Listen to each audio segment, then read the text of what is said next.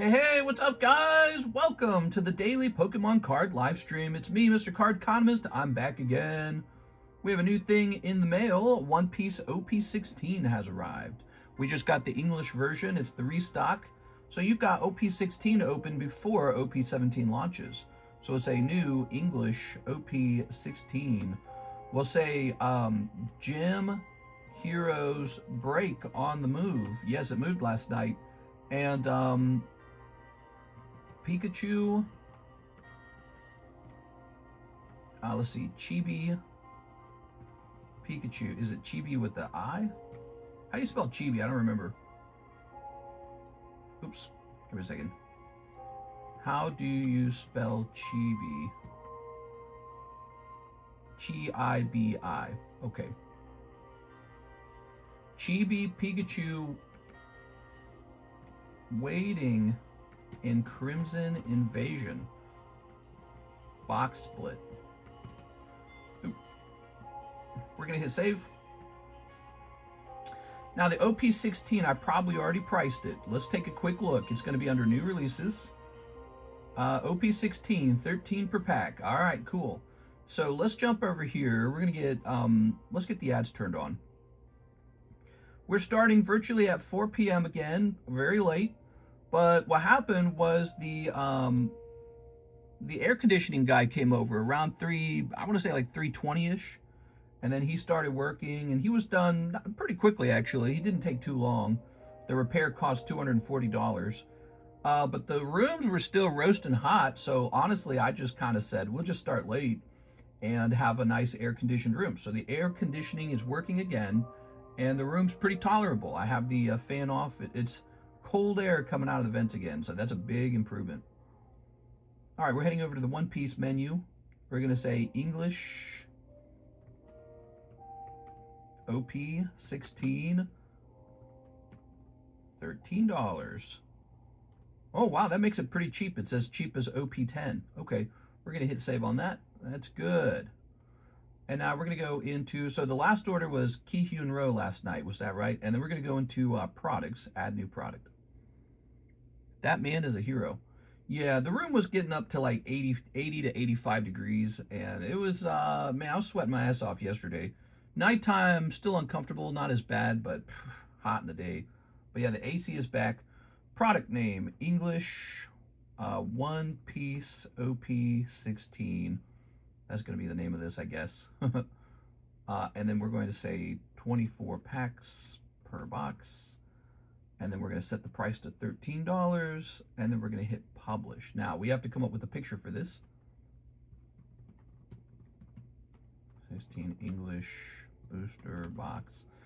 So we'll go into images. All right, I still don't have a consistent way to get these images. Save image as. Oh, perfect. It says it's a JPEG. Okay, perfect. So let's go into the thingamabobby over here, and we're going to say show inside, set product image. So let's set the product image, upload files. Okay. Last night we finished selling Ghost in the Shell, and honestly, it wasn't that good. So you know, that's a learning moment. If I'm gonna order some random set, I better make sure it has something in it. I didn't like that. I was disappointed with that. We're doing this thing where we order one case, a single case of a weird set that we've never tried before. And it seems like just a little bit of research might have saved us from opening up, you know, a set that doesn't have a chase pull in it. So I don't know, maybe I'll have to do that next time. I'll have to slightly research it. All right, let me hit refresh on the website now. I want to see what it looks like. Okay, English One Piece, OP16, it looks nice. What I'm going to do next, we need to remove Ghost in the Shell from the menu, because I think it's still in there. Force of Will, Ghost in the Shell. So this goes away.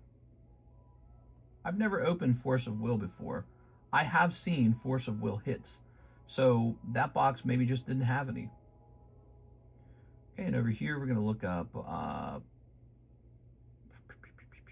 We need to get rid of Force of Will over here. Here it is, Ghost in the Shell. We're going to hit trash because it's never coming back. That one's terrible. Okay, and it's gone. So now we have one piece OP16, Weiss Brown Dust, which is selling super fast. That one's selling great. Okay, cool. Marvel Superheroes, Magic the Gathering. That one's selling great. GA Bunko, a little bit slower. Pokemon Japanese Jumbo Pack, huh? I put that on the menu. Powerpuff Girls film cards. So this one, we're going to quick edit this one because this one is not in stock. We actually need to make more of these. Every single time Miss Sarah comes in, she buys all of them. So we are out of the Jumbo Japanese pack breaks. However, we do have a traditional 4-person Jumbo pack break running. Is this marked, let's see, is this sold out? Oh, the Goosebumps says still in stock. It's actually out of stock. We're going to hit update on that. I didn't realize it said that. So that's good. We got that taken care of too. Anything else? Looking good. Japanese Pokemon Go for only $21. It probably is not priced correctly anymore. We do need to keep an eye on Pokemon Black Bolt. I have a feeling it's underpriced. Black Bolt's pretty crazy. If it's not underpriced, what I need to do is I need to take a restock of it to get even more of it. Quick thoughts on your Pokemon video. Huge fan of the Hip Dips twist. Any room for a collab that fits the same raw vibe? What is he talking about? The Hips Dips twist? That sounds like an AI robot talking to me. That's what that sounds like. You got a refund from eBay. Oh, that's good. Here's Team Rocket Grunt jumping in with the live custom and another spot in the Nido King break. All right, sounds good. So that's the first order of the day is Mr. Team Rocket Grunt. And let me open up the website here, get this all looking good. Let me close this from yesterday. We need to expand live chat for a second here and get the website posted. Okay.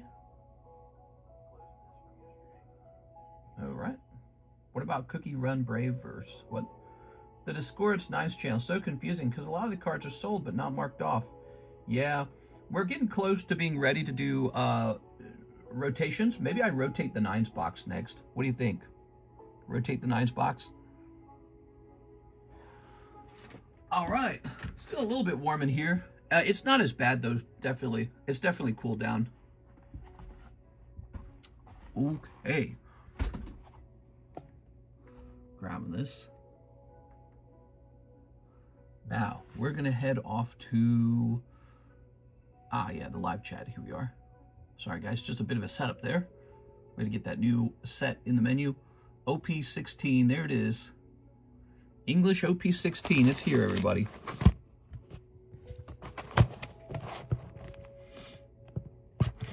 Karis received all her medicine for the IVF. She's doing a new round of the transfer where an embryo is put inside of her. How crazy is that? They give you a ton of medicine, including like hormonal shots you have to take. And it's pretty crazy, all of it. They put you on birth control so that they can control your cycle. Let's see, I'll place this here for now, I guess. And then you inject hormones to create the conditions for pregnancy. There we go. Okay, and how's this looking? So I saw the camera do that flicker thing. Oh, I don't want that. Let's get the camera not doing that flicker thing. There it goes. All right. Last night, the internet went out briefly. I didn't like that at all. Our internet's been kind of shoddy. We got 20 people in here in 9 minutes. What's up, everybody? The internet's been kind of shoddy the last, I want to say 2 weeks. Mister, please read my message. Also, the PSA sub from December is late. Yes, it is. I realized you sold my Gyarados 9 tag. Yeah? Is that a good thing? Tell me about it, Mr. Jaded. What does that mean? Ivan says, cross some fingers for you guys. Thanks, man. All right. So, let's take care of Team Rocket Grunt. He wants another spot in the Nido King. The Nido King, he's kind of moving. Take a look. So he is now 4 out of 10. I didn't think it would sell, but he sold it in a gym break. Nice. And we gave you store credit for it and everything's good. We've got Miss Sarah. Ooh, 41 and 4.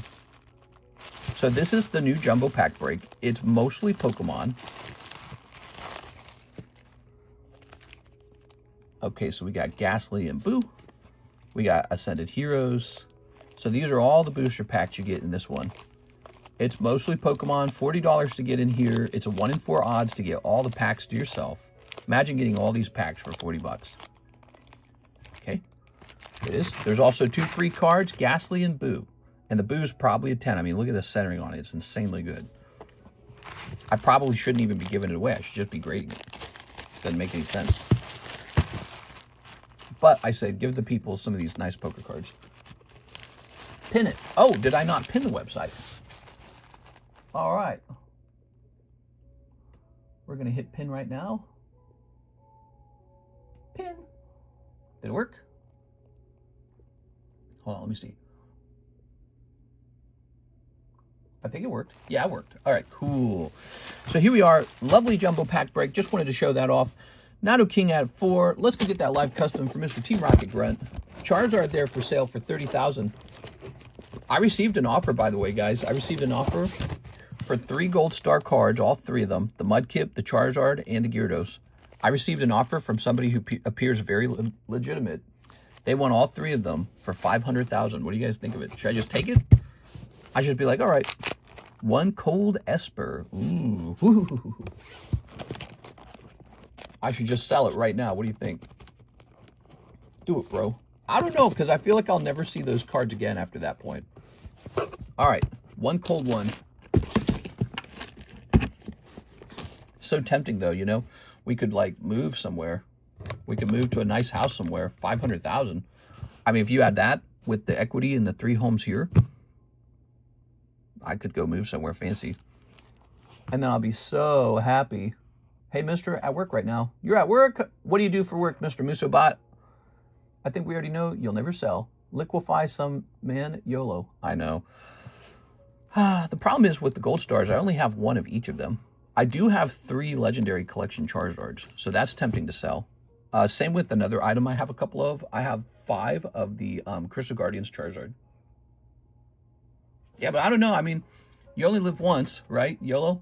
And maybe it would be worth it, you know, to buy like some fancy house somewhere. But I don't know. Maybe that house would just become like a poor investment where I owe tons of property taxes and it doesn't earn me any money. You know, it's not working for me. It's hard to say. I work at a funding company. Oh, that's cool, man. You work at a funding company. That's neat. All right. So Sergio L12, he says slab away on the Clefairy. All right. So this Clefairy gets slabbed away. L12. And what happens now, grab this box. You already have 2 houses. You only have 1 Gyarados. I know, but I could sell all my houses and I could sell those Pokemon cards for apparently a lot of money. And then you know what I could do? I could move to like California or something and be like some kind of California guy. There we are. Is that even worth it? I don't even, see, that's the problem. I don't even know if it's worth it because I've never been to California as an adult. So I don't know how good it is. Ooh, this Stadium Clefairy is really affordable. Don't know why it's so cheap, but that's his now. Let's grab this.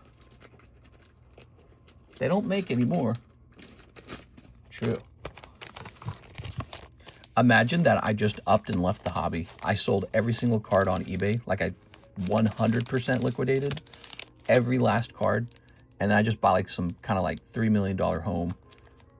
Some nice home in California somewhere. And I was just like, man, I'm just going to go play games now. It was all like a dream or something like that. The whole 7 years of Pokemon was just some dream. Or like being in jail or something, you know. All right, you ready? These are the existential questions I ask myself at night.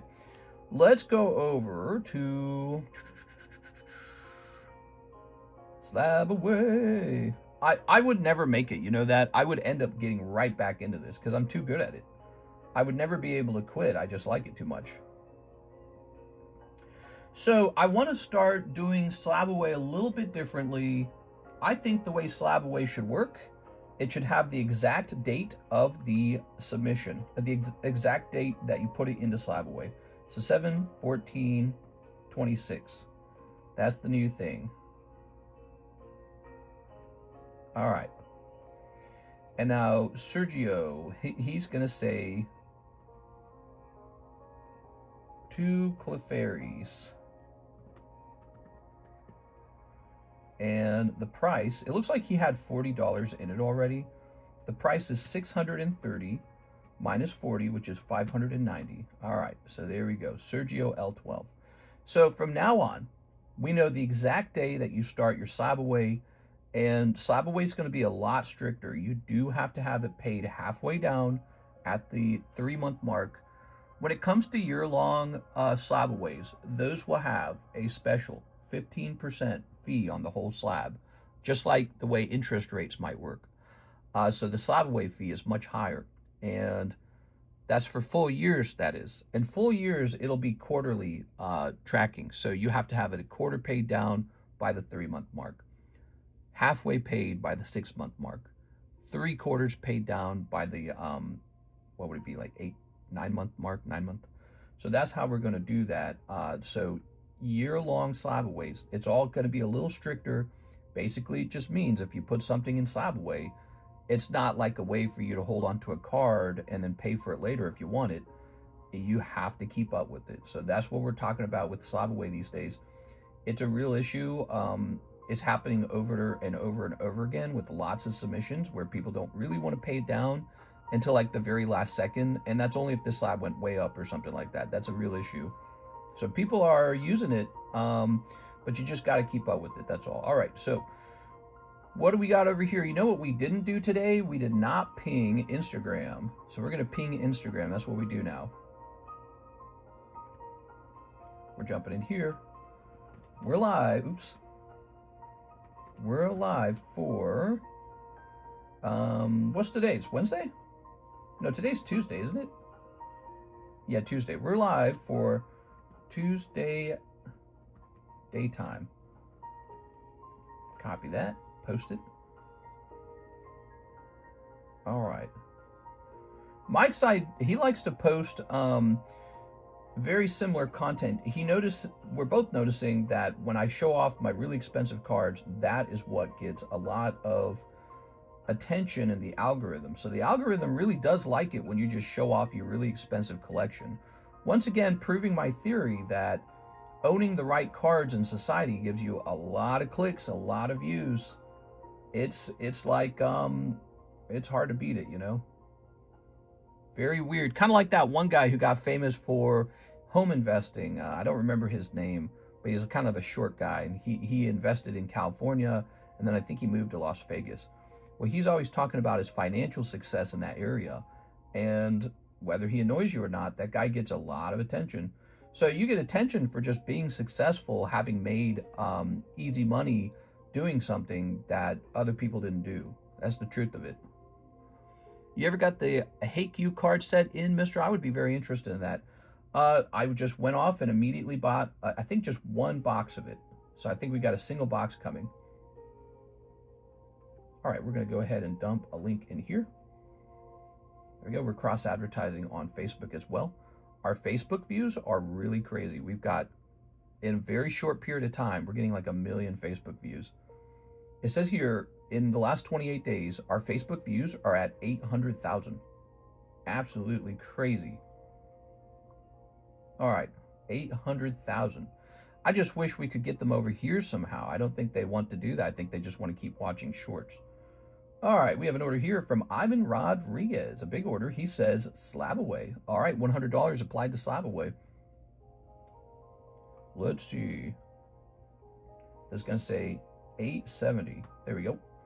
Some Slabaways are not as important, to be honest. There are some Slabaways where we'll probably let people slide on them, but some are pretty important. So let's see. All right, let me hit refresh. Like if you slabbed away like a signature card of mine, I'm not going to beat you up if you take a little extra time to pay it down. Okay, we're going to put this back up here. But if your card's like a top tier product, you know, that anyone could have bought or I could have sold on eBay, that is going to be looked into. So we got a big Jeff order. I'm going to bet it's a Jeff order with 1 pack. Yes. Weiss Schwartz, Brown Dust. So Jeff is discovering that he can order a lot of little packs very quickly from the website. Let's see. Where are we keeping the Weiss Brown Dust? Do we need to open a fresh box of it? Maybe we needed to open a fresh box of it. Weird. You'd think it'd be right here. Okay, well, we got a spare box, don't we? Yeah, there's a spare box. All right, good. Mr. Jeff, what's up, man? Happy, what's today? Tuesday. Happy Tuesday, Jeff. Tell me a little bit about life. You had a great round yesterday. You had a really crazy round yesterday. I mean, it was shocking. Did you know that was the last pack of that Final Fantasy set that I had? Listen to this, guys. Jeff Leon, he pulls this insane cloud card. Here it is. And get this. It was from the last box, and it was the last pack from that box, and it had the cloud. Can you believe that? He ordered just 1 pack. That was all I had left, was 1 pack of it, and I had no more boxes of it, and that was the pack holding the cloud. You know, we open lots of product, and it's super rare for that to happen, but it happens. So weird. Last pack of the last box, and there's the hit, you know. Over 7 years, that happens a couple times. Oh my God, dude, what are these cards? Weiss Brown Dust really skirts on the surface. It really tests the edge. He said edge. Now, is it really, we really needed a new bag of this? Seems like we needed a new bag of this, huh? Oh, no, here it is. I'm sorry. Wait a second. Wait a second. You don't get this box topper. Someone else does. Someone else gets it. We did have a bag of it. All right. There we go. It was just somehow way far back in the bag. Now, Weiss Brown Dust, GA Bunko.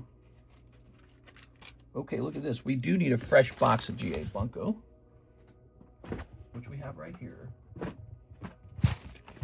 OP16 English just arrived today, everybody. You forgot to ping the Discord. Did I really? Hold on, let me ping the Discord. We're going to put Miss Cat in charge of pinging the Discord in a second here. Add Hubes here. We're going live for Tuesday day. My bad. All right, you didn't miss too much. We just been prepping the stream the whole time, so you didn't miss too much. Ping my pond. Here we are. Oh, yeah. Flipping this over. Grabbing all these. Hey, what's up, Mr. Shahir? I'm thinking of doing it for Magic as well for fun. Holy cow, dude. That one would be an arm and a leg, I think. That would be expensive as hell. What do you think about me adding more Magic to the menu where I just have like the standard booster packs? Do you think that's dumb, or do you think that would be popular? I'm scared about having too many sets. You know, if I had like 500 sets on the menu.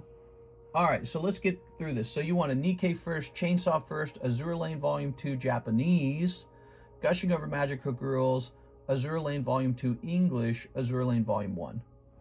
All right, so I'm just going to pull all these boxes forward. This is a fresh box. Have you thought about that? Okay. That's Union Arena Nikkei. So here's Azure Lane. Here's... Give me a second here. Okay, there's Azure Lane. Okay. Here's Freerin. Did you say Chainsaw Man? Yeah, we sold a whole box of that Freerin the other day. Did you know that? So somebody's buying that Freerin. Okay, he said Chainsaw Man, right? Am I remembering it? No, he's got it. Yeah, he's got it. Okay, and then here's the standard Nikkei. Here's Japanese Azure. Looks like we have some of this. Is this in the menu? Here's the Gushing Over Magical Girls. All right. What about this set? Is this in the menu? It is. All right, let me see. Did I miss anything? Brown Dust, GA Bunko, Nikkei First Edition, Chainsaw Man, Azure Lane, Gushing, First Edition, Azure Lane 2. Okay, we got it all. Good. Let's get it started. Probably still enjoying your previous order yesterday. That is just so lucky. Beautiful card, man. You have Frieren? We have not just Frieren, we have First Edition Frieren. It's kind of pricey. It is. All right. Despite its price, we sold like, I think it was over a full box of it the other day to some guy who wanted it. Yeah, we have something really rare. We have Weiss First Edition Frieren. All right. Smash the like button. We can do it together. Oh, we have to pick out a new giveaway slab today. Okay. Ooh. That's kind of a non-sexual card for once. Here's a hollow. Here's a hollow. Here's, oops, a hollow. Here's this. Jesus Christ, dude. Is like her panties pulled down? Is that what's going on? I can't tell. Are those just leggings? Crazy, dude. Girl card all day, guys. Here's a very normal looking card from the GA Bunko. Okay, GA Bunko. We ordered some of that. That ended up being really expensive. What do you guys think? Should I do a restock on the Weiss Brown Dust? I feel like I should. It's been selling pretty consistently. Okay, and Chainsaw Man is one Makima card.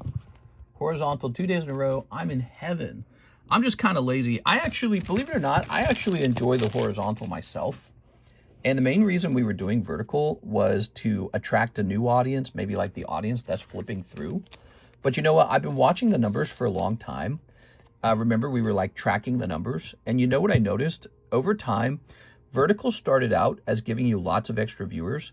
And then over time, it got closer to the horizontal views anyways. Now, the other thing we noticed over time is that our YouTube shorts, which are in vertical, those reduced significantly in views over time. I think the YouTube algorithm is moving away from that. I think we also have to put out long form content. So I think we can probably get away with just doing more horizontal streams. And I think YouTube wants not shorts. I think they want long form content. Because, yeah, again, our shorts are just absolutely exploding on Instagram and Facebook, but they're completely stagnant on YouTube. They're just not getting the same views anymore. So we got to change up strategies. YouTube is pushing vertical for more gaming platforms. That's why vertical sucks. I enjoy this more as well. Brown Dust, the gentleman's set for cultured people. We need scratch and sniff. All right, let's see. Hey, mister, do you ever plan on making another Minecraft server? Says Heed Arrow. It costs me $10 a month. If you guys wish, we can start up a Minecraft server where you have maybe like a PayPal monthly fee of like $2, and I will host the server for anyone who wants to pay that fee. And then for me, I would just end up, you know, maybe I'll even make like $5 a month. I don't know. But the thing is, it can't just be that I lose $120 a year every year on Minecraft. So yeah, we might, maybe what we can do, we can create a Minecraft role in our Discord server and a Minecraft channel. And you get the role by applying for a PayPal subscription of $2 a month. Not really that much money. You know, it's like a donut every month. And then if you have the role, then everyone in that channel in the server shares the server, you know, code with each other.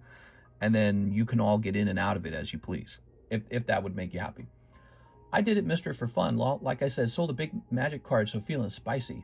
You did it? You sold a magic card and you're thinking about doing a big magic order? Let's take a quick look. Yeah, he just did a $340 order. All right, so real fast, though, we have Mr. Jaded, and he says, I'd like to buy as many Lost Abyss. Lost Abyss, you're talking about the, well, we don't have that on the menu. Let me see how much money you got on your store credit card. The way we do Lost Abyss, that set, it only gets opened in the jumbo packs. It is. Let's see, Mr. Jaded. Here it is. Is it this? That says you have $30. That's a store credit card. It's kind of old. Was that the one? I don't see any others.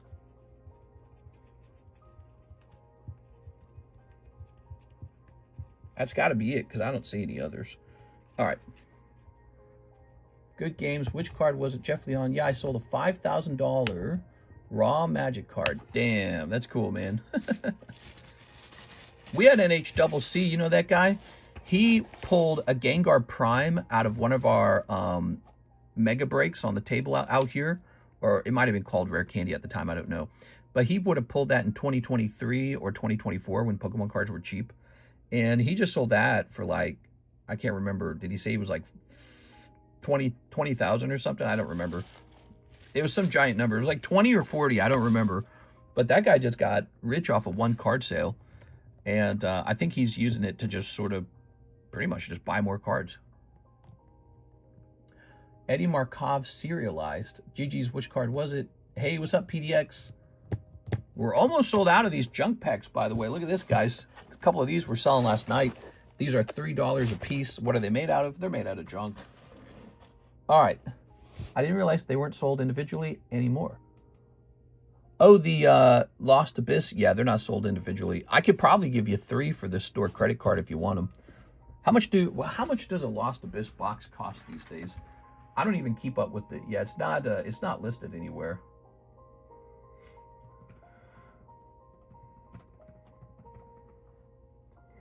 All right, give me a moment here. Yeah, they're they've gotten really expensive. What the hell?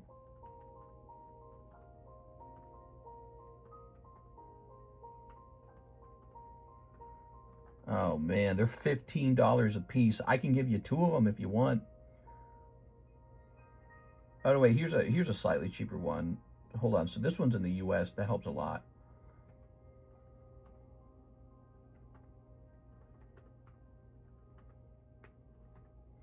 Oh, well, it's 14.6. So it's like $29 for 2 of them. So you would have $1 left over. If you want 2 of them, let me get 3 packs of English Nikkei. All right, 3 packs of English Nikkei it is. English Nikkei.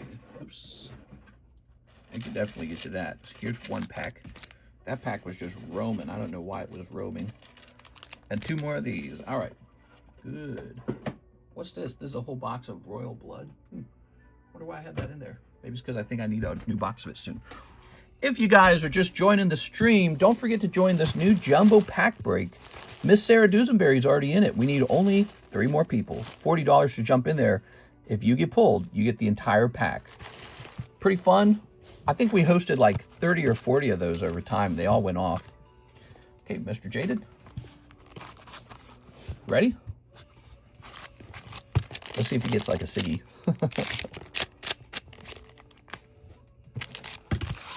Okay. Oh, what? Oh, Jeff, you should have kept going on the Nikkeis, apparently. Look at that. Holy, dude, you really were just about 1 card away, I think. I mean, depends on how I took them out of the bag, but because I usually don't take them out of the bag in any particular way. I just grab some. But, wow, you were close, man. You were 1 away, I think, Mr. Jeff. All right, so that's a streak of good luck. Or maybe that was the roaming pack. I don't know. There was a roaming pack. I don't know what it was doing. It just wasn't in the box. Here it is. Grabbing this. Sometimes that happens, you know, like it gets shown off or gets put in a jumbo pack and then removed or something like that, you know, and then it just starts floating around. I take 3 months off and pull an SP on my first day back. That's right. Well, you know, good luck does happen. Bad luck happens too, but someone eventually gets lucky. So that's the joy of opening cards. It really is just about the entertainment value of something being an RNG product. There's a certain fun to that. Yeah, when I was younger, all the Pokemon cards I loved the most, if I had to just buy them off the shelf at a store and there was no RNG involved, I don't know if I would have fallen in love with it. I might have just been like, yep, that's a pretty picture of a Pokemon. Yeah, there's something about getting lucky when you pull a Pokemon card or something like a Pokemon card. There's something about getting lucky that makes it more satisfying. Ooh, this is all Jared Line. When's this going to expire? This guy's been in here forever. 925. Wow, that guy's got a ship. He's taking up a whole shelf on my a whole box on my shelf is being taken by one guy. We are. All right, well, welcome back. There's your welcome back price. Very lucky. You know, I watch a lot of guys go deep to try and do what you just did there in 3 packs. So this would just say Jaded, right? Mr. Jaded. You never know when a set's going to have a big hit popping out. Okay, you're in the... Oh, that's the JAC box. Let's not put you in there. It's going to confuse me. Here's a J1 box. Let's put you in there. JA1.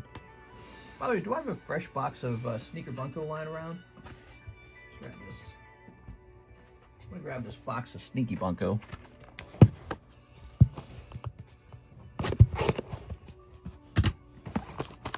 Do you ever dream you're streaming? I dream sometimes I'm at work. I have a lot of nightmares. My nightmares, they're not like I wake up sweating and scream or like, the monster's going to get me. Just these really heavy negative feelings. We are really, really heavy. Like a problem that I can't solve or something. We are. So my brain, it does a lot of work in its sleep. And oftentimes I can solve like a business problem. Like when I'm sleeping, I can sort of cut through, let's say like my emotions. I can cut through them and see, hey, your business needs to improve in some way or another. Or you need to do this to, maintain profitability. Or here's the most rational, most robotic-like choice you need to make. And those kind of thoughts, they don't come out of like playfulness. They don't come out of relaxation. They don't come out of like having a good time, feeling laid back. They come out of like being on your toes or something. They come out of necessity, almost like pure stress. All right, there we go. So we got a fresh box of the Sneaker Bunko Volume 2s, and they're mixed in with the previous box. There we go. Mr. has nightmares about $12,000 chargebacks. Yeah, I've like stress sleep every night, and it's like the list of things I have to get done. Yeah, oh, the BGS submission's late. Why haven't you done that? I'm trying. Mr. has nightmares about Kendrick. Yeah, so actually it's pretty accurate, actually. I wouldn't say about Kendrick in general, but it's not a restful sleep. It's like a heavy list of things you have to get done, and it's yeah, it's this feeling like you're always running, but you're never really catching up, Yeah, there's a lot that goes on. So I would say, because I don't really, and it might just be my personality, really, but, I don't think a lot about how I'm about to sip pina colada on the beach. I don't think I've ever dreamt about that, because I don't do it in real life. So those aren't my dreams at all. So let's see who has the oldest orders. It might be you, Jeff, but actually there might be somebody over here in PayPal. I wasn't watching at the live, so I went back and looked at the live stream video. Mister, are you doing CGC subs? Yes, sir. That'll be going out pretty soon, too. All right, Kayla says 10 of My Hero Academia packs. My hero. My hero. I don't dream a lot of dreams about having a good day. I mostly dream about problems. There we are. All right. So we got this one, too. Is this a spider? No, that's not a spider. That's dust. 3, 4. 3, 4. 5, 6, 7, 8, 9, 10. So we got 10 of these. You want 2 packs for free? You got it. All right, she gets 2 packs for free. That's the end of this box of Union Arena. If you want more, we got more of the My Hero Academia, okay? Mr. has dreams of his house burning down. I have a lot of dreams, and usually I don't focus on having a good time. Usually it's some unsolvable problem. Here it is. All right. My brain thinks a lot about, why isn't this thing optimized? Why isn't that thing optimized? Why aren't things the way that they're supposed to be? You know what I mean? It always comes up with some conclusions, too. I'm like under-leveraged labor-wise. Concepts like that show up. But, it also, you get a chance to sort of self-examine when you're sleeping, too. So my brain's like, why are you working so hard? And there's, no good answers to that. It's like, why would you not prefer to just go spend your money and go hang out on the beach? Couldn't tell you. It's just personality stuff, guys. It is. All right. Whoa, free ones. We got free ones. We got this guy. We got this guy. Here's, whoa, Academia Man, or whoever he is. All right. Mr. has dreams of him having twin girls. I need to have 3 sons so I can raise them all to be in private equity. And I'll be an arbitrage manager. Yeah, I work in finance. Yeah, the American dream. Big white house in the suburbs. XX American flag. My sons all work in private equity, yeah. Here's a, whoa. Here's your star card. It's Mystery Man. I've got no idea who this is. Looks like he's putting an L on his forehead or something. No boys for Mr. Hey! You know what's crazy? We know which of the embryos are male and which of the embryos are female. So I have, we can actually just choose. When I sleep, I don't dream. When I dream, I don't sleep. You know, no men for Mr. There we go. I'm gonna have 3 sons, and I'm gonna move them throughout Europe, and then I'm gonna have them open Pokemon card banks, and they will make financial loans to governments that are going to war with each other. And the government never runs out of money, so these are gonna be really profitable Pokemon banks.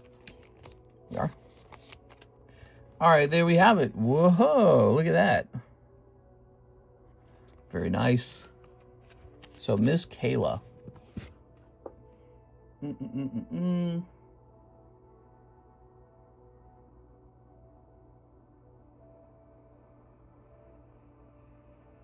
Wait a second. Did I write your name?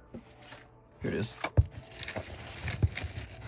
Oh, let me rewrite this so it's easier to read. My handwriting's terrible. All right. Let's try this again. All right, so you have a box, and we just rewrote the name. Let's grab one of these. 3 sons who turn trans, maybe. First of all, that wouldn't even be a bad thing. Second of all, I've told you I don't want to talk about it. Now respect my boundaries. Kayla Taylor. I'm leaving this discussion. Wow, what are you trying to say? Let's see. I have a top part of that box too. Yes, you do. You have a bottom and a top. Here's Chansey 9. Here's New Objective Denja 10. Here's Mr. Mime 10. Here's One Piece Monkey D Luffy. And here's Darth Nihilus. Ooh. The website isn't allowing me to pay with PayPal. It may be asking you to verify some security questions or something like that. Try logging into your PayPal or checking your email or checking your cell phone for security questions. We raised the security on the website after the credit card theft. We have something new called 3DS, and it's like, it's a security system that authenticates that it's really you when you start spending money. So you'll typically go to your bank, say, hey, run a test to see if this person's really who they say they are. All right, here's Mr. Jared. Jared says, I have a good amount of cards and purchased a few slabs and slabaways. Here's the address. Let me know what I owe for shipping, and I will send that to you. Mr. Jared. All right, so let me just help Jared real fast. Aha, Mr. Jared. Okay, so Jared, you're in luck. I assume you're watching. It's just $9 for shipping. Just $9 shipping. All right. I'll be happy to get you out. Miss Alexis will be back here on Friday. Now, it is Mr. Jeff Leon's turn. He's got a big order. You guys ready? So he wants Final Fantasy, Foundations, Tarkir Dragonstorm, Duskmourn, and Innistrad. All right, you got it. I'm here, guys. Did I pull anything in my live customs? No, I'm afraid not. 3DS, I love that console. I know. So, sent an email about my shipping order. I bought something last month and stuff since 9/25, but don't want to lose my stuff. That's right. So, one thing you can do, you can pay $5 and we'll update all your bags to today. Or you can just pay $9 and have it all ship out. So, you do have the option to update those bags, but you have to ship them at the 1 year mark from when you started them. not from your latest order. Yeah, we don't reset the date on your bags each time you order, guys. Keep that in mind, everybody. And this is to make sure that we don't get like, you know, like a locker room full of cards. Wait, we already pulled that one. Let's see. Doctor Who. We gotta get some of this Doctor Who sold, man. I got so much Doctor Who. Why did I order so much? I guess because back then, I didn't really know how much to order. I just got a text message. We already pulled the Tarkir, so we already had an open box of Tarkir. And what's this? That's an already open box of Doctor Who. What are we missing? This is Foundations. Let me check this text. Oh, that was it. That was the shipping. Perfect. All right, good. So, what else did he order? So he got Foundations, Final Fantasy, Tarkir, Duskmourn, and Innistrad. Where are those? None of these. Here's Ninja Turtles. They're pretty cool. Put the Ninja Turtles in here, I guess. So I think I have to go get a fresh box of the other two, potentially. It's looking like it. I know where the Innistrad is. What's the other one? Duskmourn? Okay, new box Duskmourn, new box Innistrad.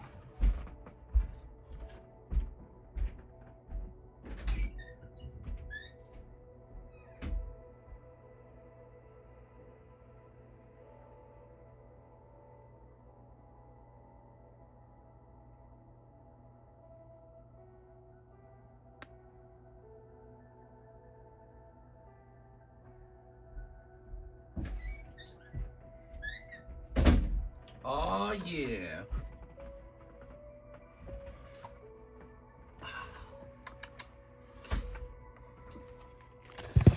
There it is. Good.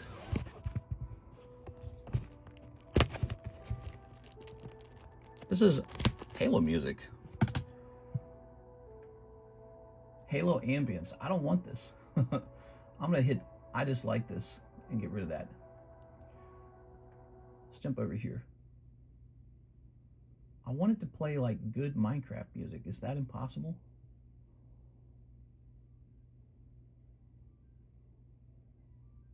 Sorry. Trying to get some like actual good music. It's like trying to mix all these songs in that I definitely do not want. Have you tried this? Nope. Just play the good one. We don't need to explore. Turn this down a little bit too. All right. You know what drives me crazy? When I go to like the mall or a grocery store or a restaurant, any of those places, and they're playing like some ratty ass music on the overhead. It drives me nuts, dude. They're playing like hip hop club music. Doonch, doonch, doonch, doo doo doonch, doo. I can't stand that, dude. And so many places do it. And it makes me like so severely angry. I just turn around and walk back out. I've done that so many times, I can't handle it. Just like bad music. It's like, you can't just shop here. You have to listen to poor quality music. And bro, just turn it off. Ready? 1, 2, 3, 4, 5. All right. Ooh. Innistrad. They can play music, just don't blast it. They play it so loud, like you can't ignore it like a crying baby. Just try and imagine a music that you can't stand, right? Pick a genre. You all have a genre, I promise you do. And then imagine you're going to your local Target or something like that, right? And they're playing that exact music on the overhead. But not only are they playing that exact music, they're playing it really loud, so you can't not hear it. We are? All right, good. Any updates on tag? Nope.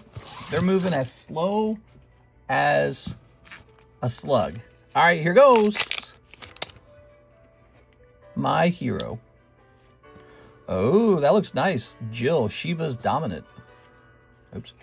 We got Wild Rose Rebellion. All right, so those would be your hits, right? Chocobo Knights, not bad. Raban, Bull of Alamigo. Cloud's Limit Break. Saz Katsroy. Wastes. Summon Chocomog. Fang Fearless Lasai.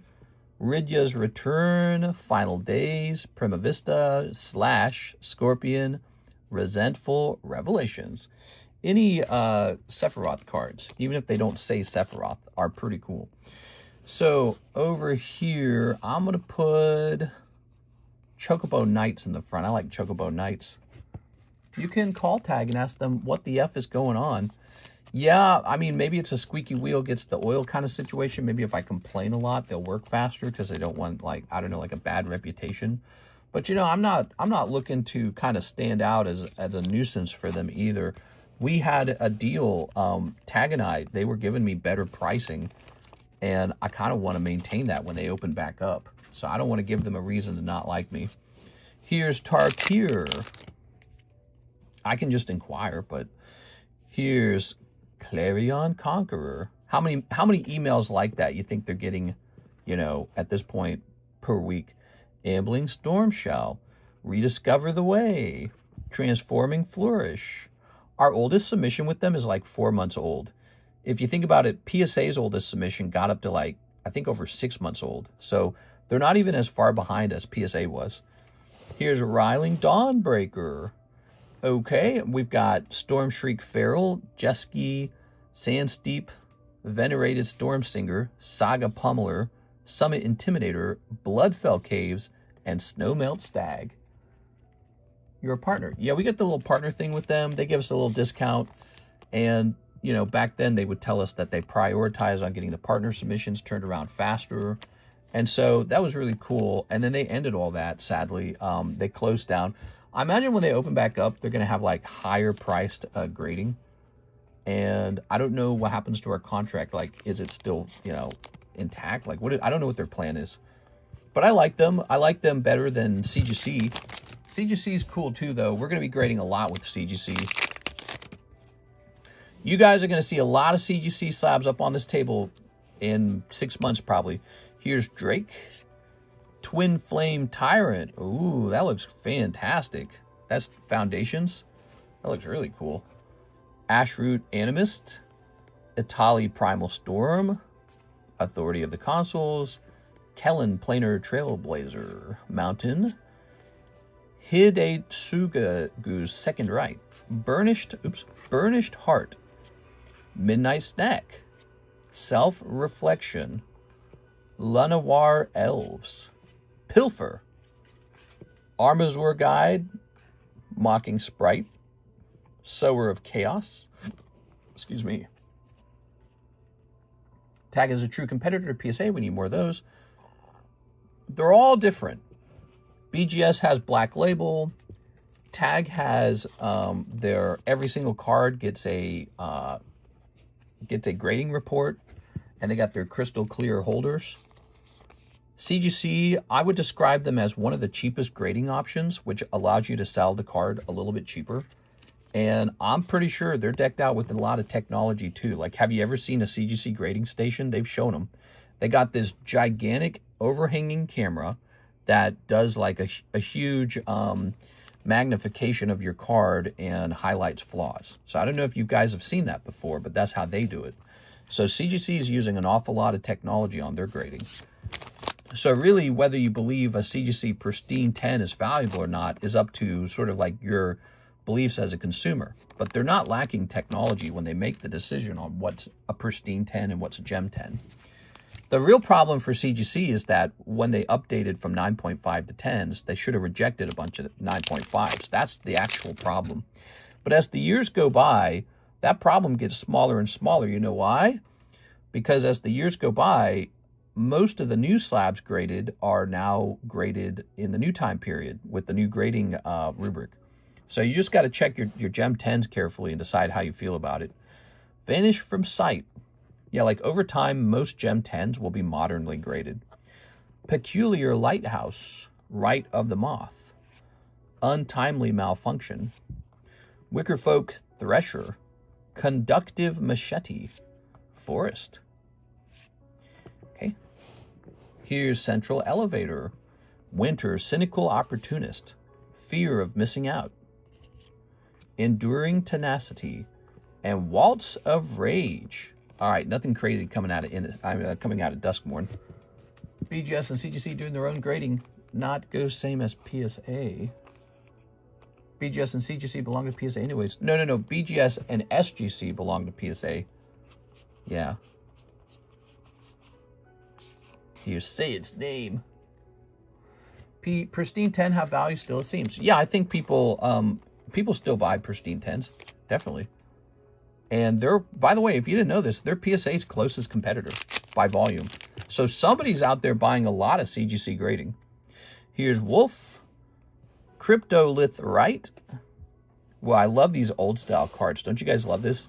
When I was a kid, I bought one pack of Magic because I was curious about it. Because I would really only buy Pokemon. But I remember they looked just like this. So I bought one pack. I thought it was very weird. It looked like demonic or something, or like witchcraft. And then I thought it looked pretty interesting, and I didn't buy any more after that. Memory Deluge. Here's another one. Wretched Griff. That's cool. Grizzled Angler. Oops. We got Cackling Counterpart. Swamp. Look at that. Super cool. Nebelgast Herald. Join the Dance. They got a little burning figure. Burn the Witch. Splinter Fright. Scorned Villager. Uh-oh. Who turns into a werewolf. Evolving Wilds. Imprisoned in the Moon. And Strength of Arms. There you have it. So, there are all the cards. That was a lot, man. The Odyssey is out this week. Are you watching?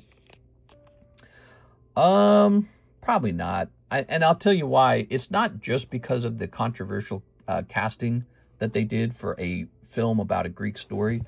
It's not just that. It's just, even if you forget about all that, I really don't watch a lot of movies. In fact, I haven't watched any of Christopher Nolan's movies in a while. Like, I've just been skipping all of them. And it just looks boring, dude. Like, I read the Iliad, the Odyssey and the Iliad. I read both of those. Right? It's the Iliad first, right? And they were fun reads. They were really hard to read. And then I read them a second time in college. So I read it as like a teenager, as a kid. And then I read it again in college. It's cool. It's good stuff. And then there was the Brad Pitt Troy movie, which was super inaccurate from the book. But, you know, Brad Pitt shows his butt off. He's got like a hot woman. It's cool. I don't know. It's just, I already know what happens. And I'm just not super excited for it. All right. I suspect the movie will not do well because he has miscalculated how little interest people have in the story of the Odyssey. Like, nowadays, who's getting excited for that? I don't ever hear people get excited for something like that. It's just like, it's the Odyssey. It looks boring to me also. Right, exactly. So it's not just the controversial casting. There's a bigger problem where people don't actually want to watch it because the story itself doesn't excite them. All right, Mr. Jeff. The Odyssey. What is the Odyssey? They depart after defeating the bad guys, and they have the Trojan horse. They burn everything down. They win, and then they depart home, and Homer's with them, or whatever his name is, and they avoid some giant monsters in the water. They avoid the sirens. They go to the island with the Cyclops on it. They get away from him. Then they go to the next island. It's got like the seductress on it and the leaves that make you forget. And then back in his home, his baby mama and his son are dealing with like 20 suitors or trying to get up her coochie. But he eventually makes it home. He disguises, Athena helps him disguise himself. And then they have like the test with the axes where you got to shoot the arrow through all the axe holes or something like that. All of the suitors can't do it. And then Homer does it because he's like super skillful or something like that. So moral of the story, by the way, guys, be better than everyone. That's the moral. He shoots through all the axes, and then they're like, oh my gosh, it's Homer. Then a battle takes place. The suitors get slaughtered, and Homer's home, and he gets to be with his wife or something like that, I think. If I recall, here we are. All right. You know, I read it like 13 years ago. I kind of skimmed it a little bit, too, because it was the second time I was reading it, and I just did not care. I was like, who cares, dude? All right, but yeah, so it's going to suck. It's going to suck, not because of the casting, but because the story's so old and it's not like relevant or something, you know, it's not like, I feel like it's not something that people are, like, it doesn't have a message in it that speaks to anybody at this point. Like, who's going to hear about the Odyssey and feel like, oh yeah, that's the message we needed. By the way, in the real story, Homer actually stays on the island with the seductress witch for like a huge long time. So he's out there just banging this other girl for a really long time before he goes, you know, I need to go home and bang my wife too. So he was, that's who he was. He's like, I've been banging this witch for a while. I need to go back and bang my wife. He was a homeboy, you know what I'm saying? Look at this baggie, it says junk. All right, let me grab all these. Put them in here. And Jeff, you got 3 bags now. All right. Oops. Also, they cast that one guy, the Spider-Man guy, as his son. Is that right? And the guy from Twilight is like one of the suitors. But I don't know. He like looks younger than the guy's wife, who is Anne Hathaway, who I cannot stand her. I hate that actress. She's so annoying to look at. I don't understand everyone's attraction to her. I don't get it. So she drives me nuts. But then the Twilight guy drives me nuts. But also, I don't want to see the Spider-Man guy either. They're all annoying. They're all annoying A-tier actors. And I just can't stand any of them. Like, if he made the whole movie out of unknowns, I might have actually been like, maybe. But instead, he picks, like, all the most annoying possible actors. All right. So.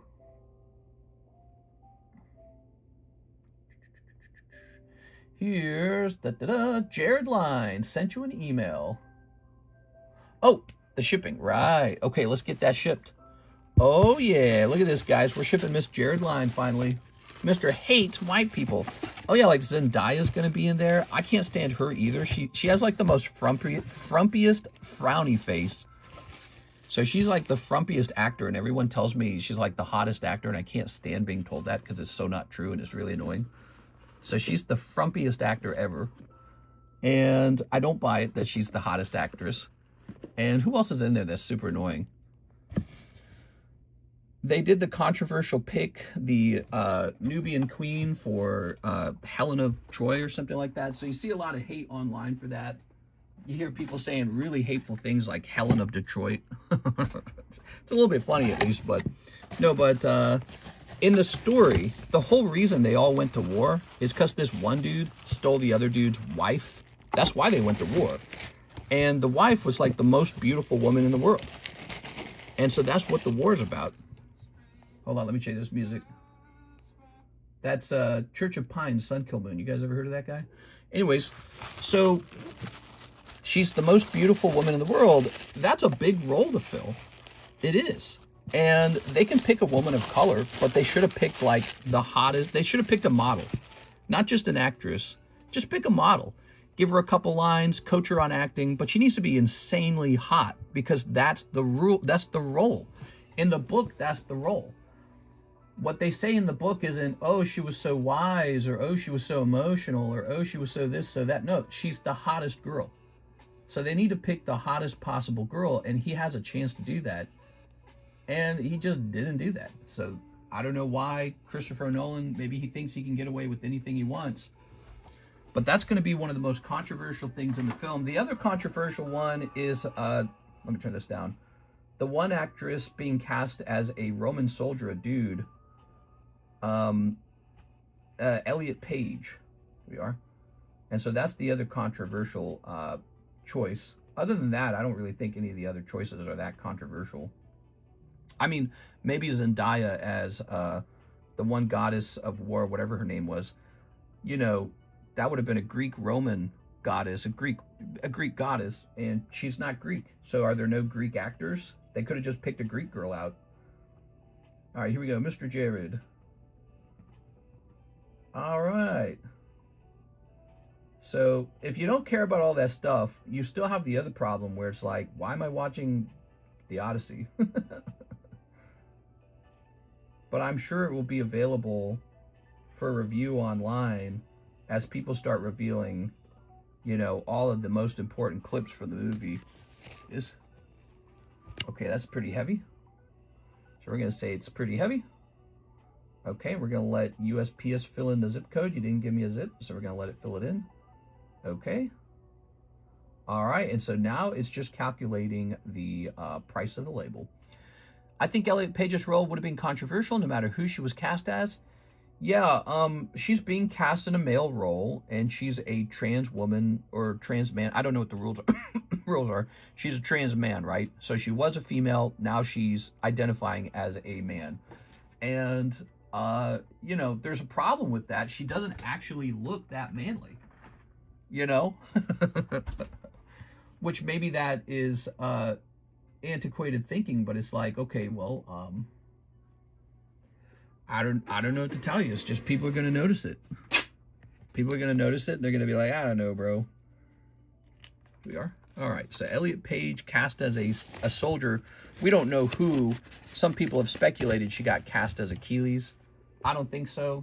There's just no way she could have been cast as Achilles. It doesn't make any sense. Plus, he's dead by now. So, you know, if it's like the ghost of Achilles, whatever. But he's dead in the story at this point. The Odyssey, Achilles got shot in the heel by the gods. That's something they didn't do with the Brad Pitt movie, by the way. So if you read the book, he's having his epic fight, and well, no, he already won that fight. So he has this epic fight with the lead soldier from the other team. He wins. Then he's in some casual fight, and some soldier shoots an arrow at him. It might have been the guy who stole the wife. I don't remember if that's the actual detail of the story, but a god who doesn't like Achilles blows on the arrow, leading it to Achilles' heel. And that's how he dies. And Achilles is weak in his heel because his mother dipped him in it's like a stream of water, and it's like the water of life or something, or the water of protection. So his mother is like a demigod or something, and she dips him in a special water that will protect him because she's worried he's going to get killed. And she's holding him by his heel. So she didn't think about that, but his heel never got, you know, like protected by the water. So he has one weakness on his body, and it's his heel. Kind of a fun, clever part of the story, and that's where we get the term Achilles' heel. Here's Team Rocket Grunt. Would you buy back the Boa Hancock tag? I have in consignment for $120 for 75 for credit, pretty please. Let me see. So it's a Boa Hancock for $120. And you would like to sell it to me $15 cheaper than the usual consignment. Okay. Let me look at it. I mean, it's downstairs. I might get a chance to grab the other gentleman's card. TRG Boa. And then Ro Ki-hyun has a card too. Snorlax. So he's talking about doing a trade-in. Let me take a look at any other orders in the queue first. She could play Hercules. I would argue Tom Holland doesn't look that manly. Tom Holland is sort of playing like Homer's son. So he doesn't actually have to come off as that manly because he's sort of a youth in this story at this point. And he leads a rebellion against the suitors because he doesn't want them taking over his father's estate. He believes his father's alive. At this point, Homer's been gone for like 15 years or something like that. It was a long war. So he's been gone for a while. Join the jumbo break, guys. Get in this jumbo break. Let's get it done. He's been gone for a while. Homer's been gone for a super long time. And his son he's supposed to be like 25 or something like that. I can't remember. But he's a young guy relative to how long they live in the story. And yeah, he's just, he's so annoying to look at, dude. I hate looking at Tom Holland. Why do they pick all the worst looking actors these days? Kayla Taylor says, one Chinese Gem 5. Here we are. I look at that guy and I want to smack him or something. Or like, I'm going to like flip him upside down and shake all the money out of his pockets. All right, one Korean Rocket. He's so annoying to look at. Here's one Korean Matchless Fighters. And not because I need his money, it's just because I can't stand him. There we go. All right. One Japanese Battle Partners. Let's see. I have a theory that a lot of the talent these days just run their own YouTube channels. Right? So like Logan Paul or whatever, right? Those are examples of guys who are probably more successful on YouTube than working in Hollywood. Well, how many examples of that exist in society today? People who naturally get to the top of the algorithm, they don't want to work for Hollywood anymore. They got their own YouTube stuff. So they're just busy getting rich independently. They don't have to share money with the agent. They don't have to share money with the studio. They don't have to live on a paycheck. Everything they make is their own. So yeah, you probably get all this talent that used to go to Hollywood in the 1970s, 80s, 90s, 2000s. But now it's 2026, and the top algorithm talent, they own their own work, and they don't want to work for Hollywood. All right, one Japanese, OP10. So that's my theory. So we get the leftovers. We get the leftovers now. Okay, and one Dan to Dan. Oh yeah, I was just talking about Dan to Dan. We got some Dan to Dan over here. Where is it? It's in here somewhere. Not Homer, Odysseus. Right, Homer's the artist, Odysseus. Thank you. Thank you. It's funny to claim that I read it all, but I didn't enjoy it. The second time, I kind of skimmed through it. Tom plays his son, Telemachus, who is essentially useless except for getting Athena's attention. I only think Quentin Tarantino and Christopher Nolan movies are masterpieces on modern days. I don't even know. So I don't feel the same way about Christopher Nolan at all. Christopher Nolan just gets like the one guy to do his music, and then he just does really loud, blaring music, and it's, I don't know. I have not enjoyed Christopher Nolan movies. Like if you go back and rewatch his movies, like Batman, they're so corny the second time you watch them. They're just as bad as any other superhero movie. And then when you watch like his one movie with the spinning top, what was that called? That movie was so bad, I had to stop watching it. I had to stop watching it halfway through. It was so bad. You know, with the top, does it stop spinning or not? I watched Dunkirk as well. It was just like stupid. I couldn't take it. And then Quentin Tarantino, he's like a gooner or something. He just, he picks really bloody scenes, so he loves gore, and everything's very sexual too. So, and every conversation coming out of the mouth of every character is basically just Quentin Tarantino's own voice. So it's just him talking to himself. You know, like you get this diverse cast, but they all pretty much sound like Quentin Tarantino. So he's not very good at making characters feel like they're real. When you realize they all just have his words, his dialogue, you realize you're just listening to him and his thoughts being put into the characters. So I have to disagree. I don't really like Quentin Tarantino, and I don't enjoy Christopher Nolan's work either. I hate Tarantino with the fury of 1,000 suns. Hans Zimmer has done a Nolan film for almost 10 years. Oh, he has not done a Nolan film for 10 years. All right. I got you. I am a little tired of Hans Zimmer is my point. Hans Zimmer, Hans Zimmer music and the people who replicate Hans Zimmer music. I'm a little tired of it. Soundtrack music has gotten pretty standardized and annoying to listen to. They had to experiment more. People just want to hit on their hands. Here we are. All right. I heard Avengers Doomsday is getting massive rewrites, post-production. All right, Kayla Taylor. Ready? Okay, we've got... Is that a bad guy? Looks like there's some kind of mouthpiece around her face. Okay. It's like... I like movies like Memento and Inception. All right, so Inception. That's the one with the spinning top. And I tried to rewatch it, and it was so stupid. I had to stop watching it halfway through. I just could not stand it. It is so annoying.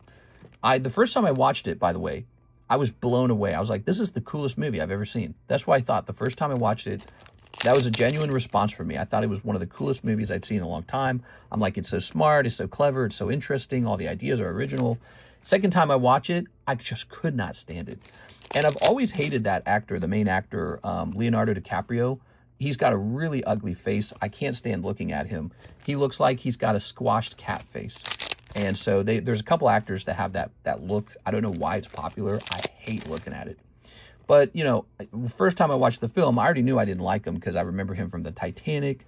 Actually, I remember him from when I was a kid because he's been acting that long. And my sisters thought he was like hot or something. And I just couldn't stand him back then either. But, so he's been in a lot of movies. I can't stand looking at him. And he's in Inception, and I'm like, okay, but Inception is super cool, so who cares? Inception is super, super, super cool. So smart. So very smart. It's a dream inside of a dream. Dun. You know what I mean? And, the film is doing the world's collapsing, you know, and the world's like turning sideways and all that. Elliot Page is the architect. The architect. But now I watch it, I'm like, God damn, dude, this is so dumb. It's like a movie that has the same concepts as like an anime or a superhero film, but they're trying to pass it off as sort of like realism. And that for me doesn't cut it anymore. Like if you watch the Avengers or whatever, the one with the purple guy in it, if you watch cuts from that, it's super cool. And there's no pretense. There's no, like, oh, this is really happening. It's all really real. It's just a superhero movie. They have like magic and stuff. Okay, fine. But in Christopher Nolan's movies, he tries to sort of pass it off as this could really happen or something, like this is real world technology.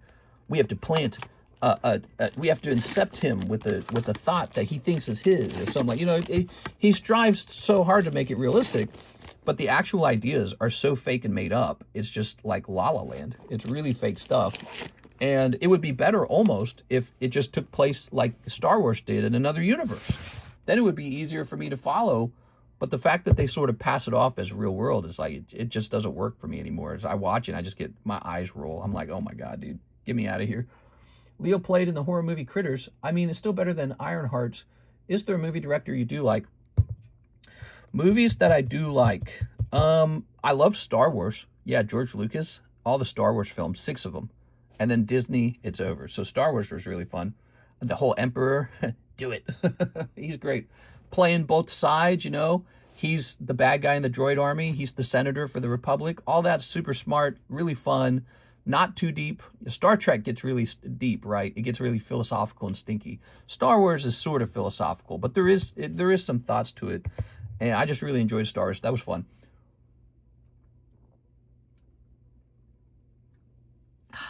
All right.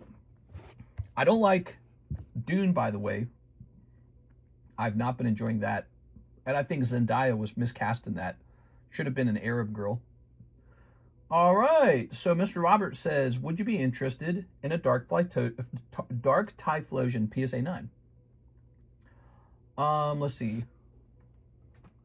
I can offer to sell it on the table.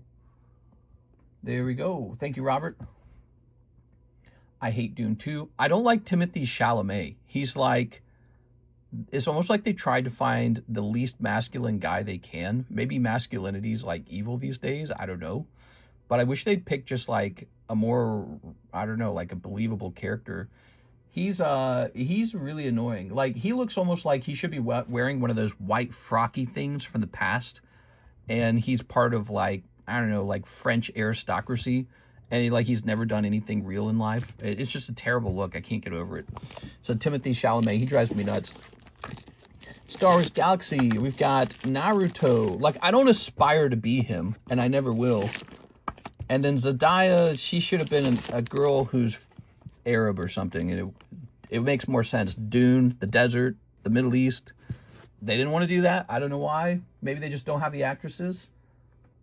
I think I know why. It's because they have like political agendas and stuff like that. So they go, we have to do this, we have to do that. All right, Nick Pollock is next. Mr. Nick. Nick, you've been waiting a little while. Are you ready? Now, let me look at this real fast, Mr. Nick. Give me a second here. Am I seeing this right? Did your address change? Let me see. He gets The Simps from the Korean girls. Hallmark Christmas movies is probably what he likes. No, I don't watch anything like that either. The truth is, I don't watch a lot of movies at all. I really struggle with watching movies. I like shorts because they only take 20 seconds or a minute. All right, we're jumping in here. Let's see. Let's grab this. All right.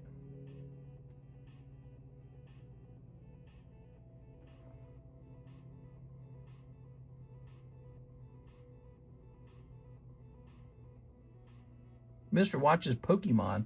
Yeah, I watched it as a kid, though, okay? You know, I was a kid. Should I grab a couple of Scented Heroes cases or wait for a dip? No one can tell you. There's no way to know. Let me try this. Pokemon and Pokemon accessories. That's right. That's right.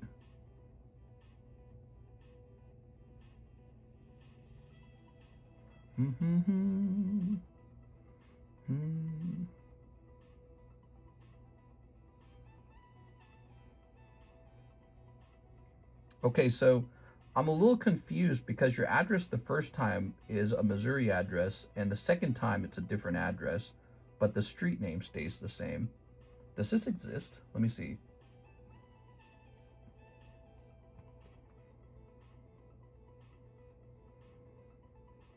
We have more security right now, Mr. Nick, to make sure that we don't have any issues with credit cards and stuff like that. Let's see. Which is too bad because I've never really had to be so paranoid before, but just for now, we're a little extra paranoid. So this address is different.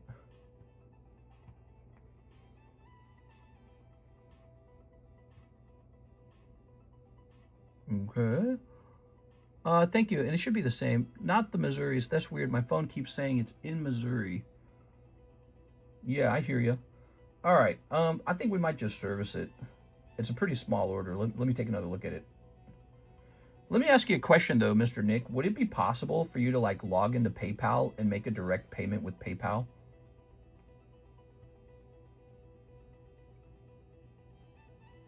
Let's see. Let me show you what I'm talking about real fast, okay? So if you go to our description of the live stream, let me show you something. So if you go to the description, we have a PayPal link right here, paypal.com, PayPal me, TheCardconomist. That's my old YouTube name. So if you click on this link, would you be able to send me like $1 or something? We are. Okay, people are selling to get those 30th anniversary money. Yes, let me check. Yeah, if you're able to do that, if you're able to send me like $1 on PayPal, that would instantly verify you. I'd be like, yes, this is Mr. Nick Pollock. All right, so Nick, and your order was for 2 Chinese Surprise, 1 Ascended Heroes, 1 Abyssai, 1 Hello Kitty Blau. Let me pull that together for you. People are selling to get those 30th anniversary monies. Okay, so Chinese Surprise. We are. And Ascended Heroes. Let's see. Here's the Ascended Heroes. And here's the Abyssai. And Hello Kitty Weiss Blau. Let's see. Where's the Weiss Blau? Here it is. Hello Kitty. All right. There we have it. Yeah, let me show that to everybody, by the way. So when you place an order on the website, let's say with the credit card or something like that, that's supposed to be the new nice functionality of the website. But funny enough, if you're a new customer, I would enjoy it if we could get you to make one payment through PayPal directly. And the reason for that is because PayPal, it's very, very hard to steal a PayPal account and be able to have it function. So PayPal is a fantastic way to verify somebody, which I also understand some people don't have PayPal accounts. I get that. Let's see. How do we... So check this out. So we got our... Here's our live stream right here. You can see there's our... see that? Okay. So we'll go see more.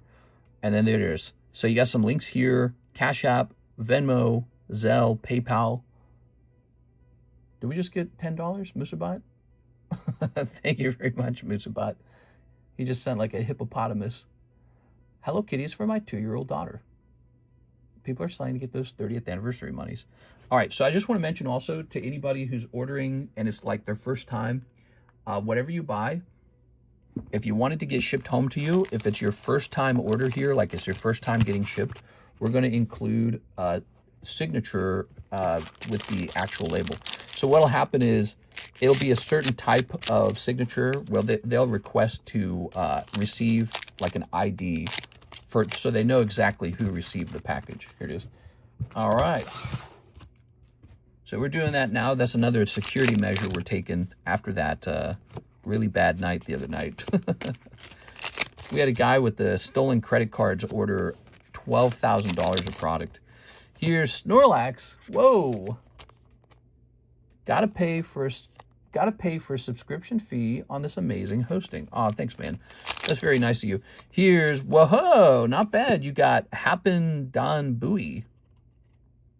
Okay, that's a BR. You pulled that in one pack. That's pretty good. You said it's for your daughter. Let me toss the bonus cards in too, okay? So we got 1, 2, and 3. Yeah, I'm a little paranoid because, you know, it's actually extremely rare for us to get hit with a credit card thief, but we got hit pretty hard with one.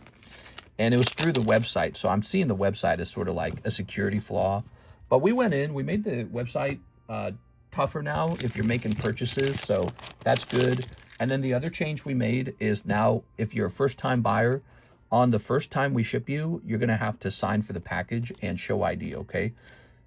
And that's an extra fee for me, so you don't have to pay extra for that. I pay for that on my side. Here we are.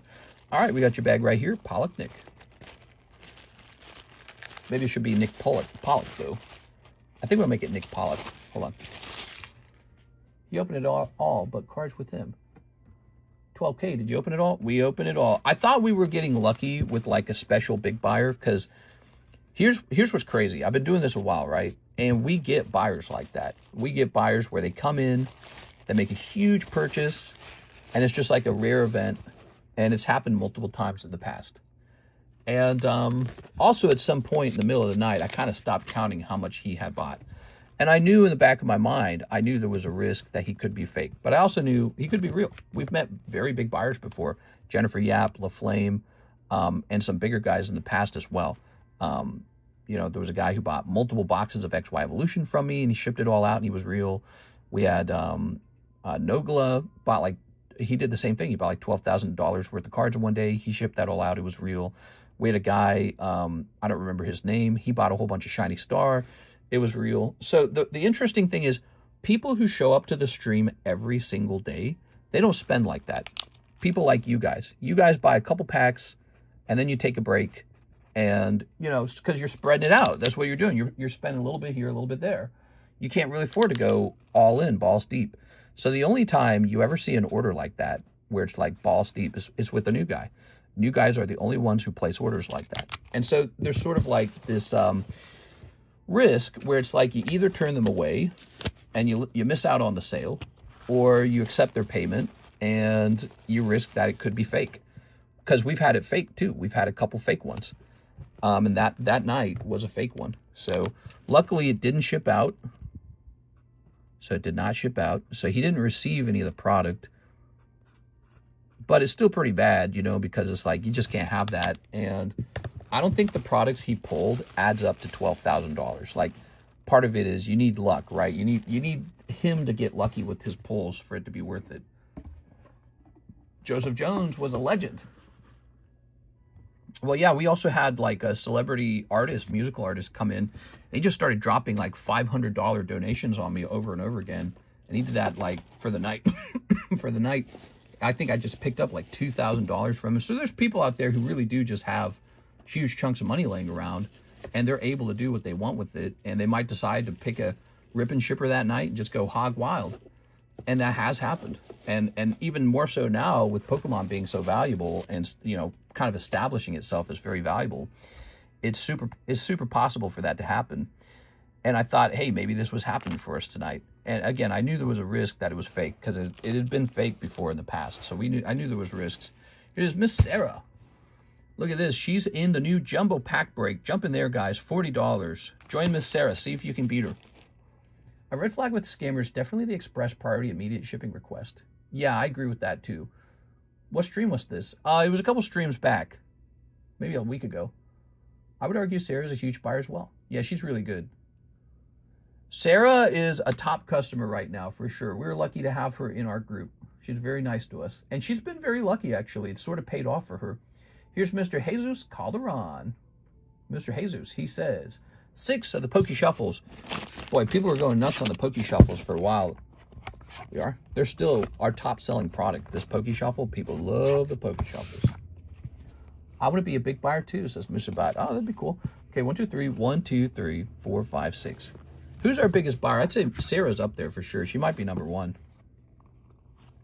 10 of Clubs, Superior. Look at you, man. Javier, he's another one. Javier and Sarah. Mr. Team Rocket Grunt, he's pretty consistent. The top buyer, it kind of changes from month to month, you know. One month, a guy might pop in and just become, you know, just somebody who loves buying a lot of cards for a while. Sometimes it depends on what product you have. Like a new product comes in, and then all of a sudden, people start jumping in, you know. Ooh, Superior. I'm the 9s buyer. Yeah, Ivan, he's been around for a while. He buys a lot of 9s. So some people, you know, they spend a lot up front when they first join, and some people spend a lot over time. All right, you've got a $100 2012 Pokemon Black Superior Poker. Let me know if you want to keep it or re-roll it for $90. He just pulled a $100 card, guys. Mark is the top buyer. Mark J. Valerian, he's been very generous. He's the top donator. He donates the most to people. I would keep that. Mark is definitely the most generous. Yeah, there's no question about that. The one before the stream titled spending 12K on a fraudster. That's right. All right. You know, I heard, I think it was Mr. Alex PSX gave me a video of another guy who got hit with the same scam maybe like last year. And he was talking about his experience, and he said he had to change his website to be tougher. And so that's what's going on these days, guys. You have people using the dark web to steal credit cards, and then they try to steal from Pokemon card shops. And it's just as bad as if somebody broke into your physical card shop and tried to take cards off the shelf, you know? So if anything, I've done pretty well. I mean, I've had I've had a couple bad things happen over the years, a couple bad things, a couple big chargebacks, which is basically theft. And yeah, it's been pretty shitty actually. But, you know, overall, sales compared to thefts, it's been decent. Found it. I'm going to go check it out. So, Mr. Jesus, is he still watching? I know you had to wait a little while for his turn. He might have looked away. Mr. Jesus Calderon, you pulled a $100 Superior. That's basically the top pull in the box. $100 is as expensive as it can get in the box. So you can re-roll it, but the odds of pulling another $100 card are tough. Well, good thing you got more securities now. We all pay more at Walmart to cover the cost of stolen goods. Yeah, Kat's exactly correct. So if there were no thieves at all in America, zero thieves, Walmart could easily lower its price and maintain the same profitability. But when thieves start to cut into the profitability, Walmart then has to raise the price to establish the same profitability. He said keep. Did he? I didn't even see it. I missed it. Okay. So let me grab this. Joey Albrecht says, I'm a big buyer. Joey Albrecht's a pretty big buyer. He's bought some really big slabs. Some people have been around a really long time, so even if they don't spend money as much today, they used to spend a lot of money. All right, there it is. Thanks to Kendrick, I get to ask to pass security check every transaction. Yeah, exactly. Sounds like it's working, by the way. Sounds like the changes worked. Karis and I sat down. She opened up the code to the software, to the website, and we started plugging things in. Started plugging in a service. And no, we won't have that problem twice, because what'll happen is even if somebody like Kendrick checks in and he starts using a stolen card, the card's going to get rejected after a certain number of payments. It's going to say, are you? And then he's not going to be able to spend anymore. Here's Rob Ki-hyun, one Riftbound Origins. All right, let's grab that Origins. You basically have to have it. I mean, otherwise you're just going to have the same scenario. If you don't have it, you're going to have to reject big buyers, one or the other, you know? You have to say, sorry, I don't know you. I don't trust you. All right. Karis comes in clutch with her software skills. Yeah, she's like my secret weapon right now. She's been helpful. Here we are. All right. Very good. I'm sure I probably would have just hired somebody ultimately. Like, I probably just would have hired somebody to do that. Or figured it out myself. All right, Rob Ki-hyun. Knowing me, I would have hired somebody. I just want to know what kind of cards they got. Well, the funny part is it's all sitting right next to us right now. So his stuff is right here. He's got a bunch of bags of stuff.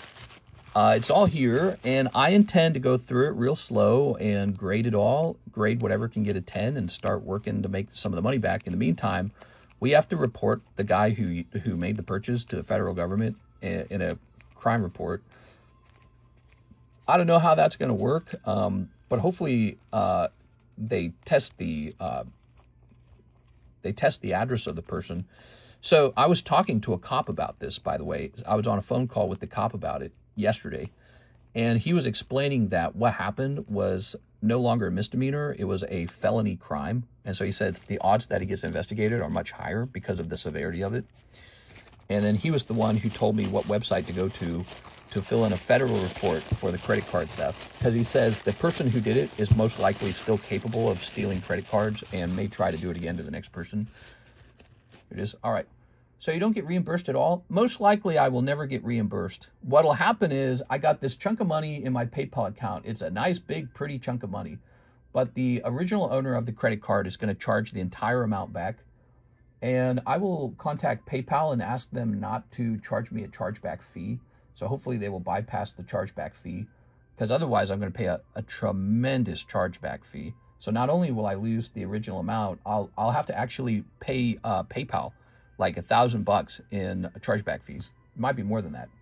So, but all of that's going to leave my account. I can see how much I have in my account. All of that's going to leave the account, and I just got to be ready for that to go down. So I got to maintain like a fake, I guess like $13,000 in my account, like money I can't access. It would be interesting though if I could like put it into like stocks or something like that, and the stocks go up in value, and then I sell off, like gamble with the money. That would be funny, because it's like a loan in a way. It's like an interest-free loan. So it'd be funny if I gambled with it and actually succeeded. But no, that's very stupid thinking. Here's Mr. NHCC, and he says, for Nick's daughter. Yeah? Are you sure? So NHCC, I think, is donating $90 to Nick Pollock. Is that what you're doing?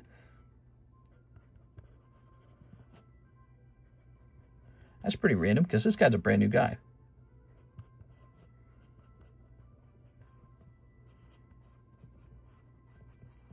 Okay, here it is. It's going to be like $1,500 in fees. How did you find out it's not his card?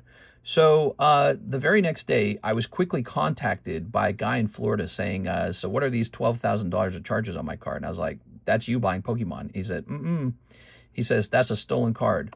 So my thoughts were, this could be a guy working with the guy who opened up the $12,000 of cards, but I highly doubt it. Because if he was working with them, why would he call me before the shipping?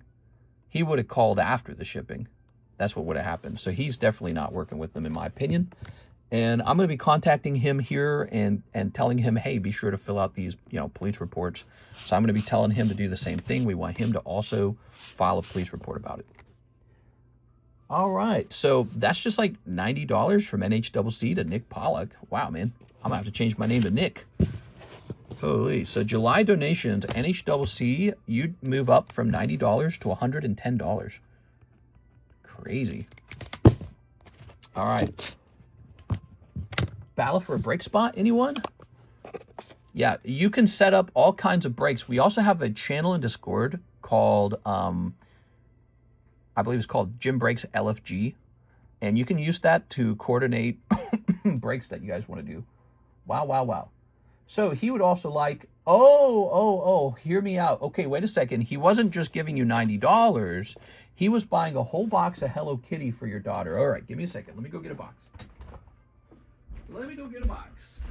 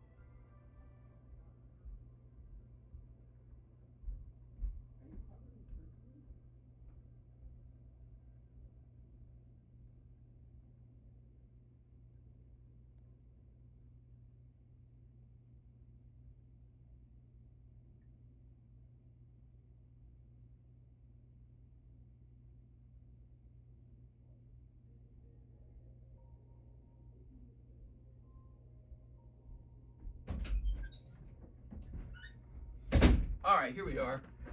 I walked down to the hallway, and the hallway smelled like heavy perfume. I guess Karis tried out some new perfumes when she went out. Boop. All right, so I'm okay. Just wanted to get a jumbo break spot. There we go. So Hello Kitty meow. Yeah, I got a long way to go to earn back $12,000 too. Because that's $12,000, not of sales, but of profit. I have to earn back $12,000 of profit. So to replace all that product. So I'm just kind of working to fix a problem now. It's kind of sad. Snipping this. I'm hoping that some of these cards grade 10 and make it so that I don't need a whole 12. Also, if you think about it, the prices on the packs he bought would have already had a profit margin baked in. So my true losses might have been about 9,000. So I need to earn about 9,000. All right. Okay, you ready? So this is a gift from NHCC to Mr. Nick. Ready, Nick? Here's Cinema Roll. That's right, he's Cinema Roll. Here's My Melody. Look, she's like a healer. Isn't that funny? Here's... They should release another Hello Kitty set. I feel like this was very successful. Bad Bat Maru. Kuromi. I have a black label Kuromi for sale. Kirimi-chan. Kirimi-chan.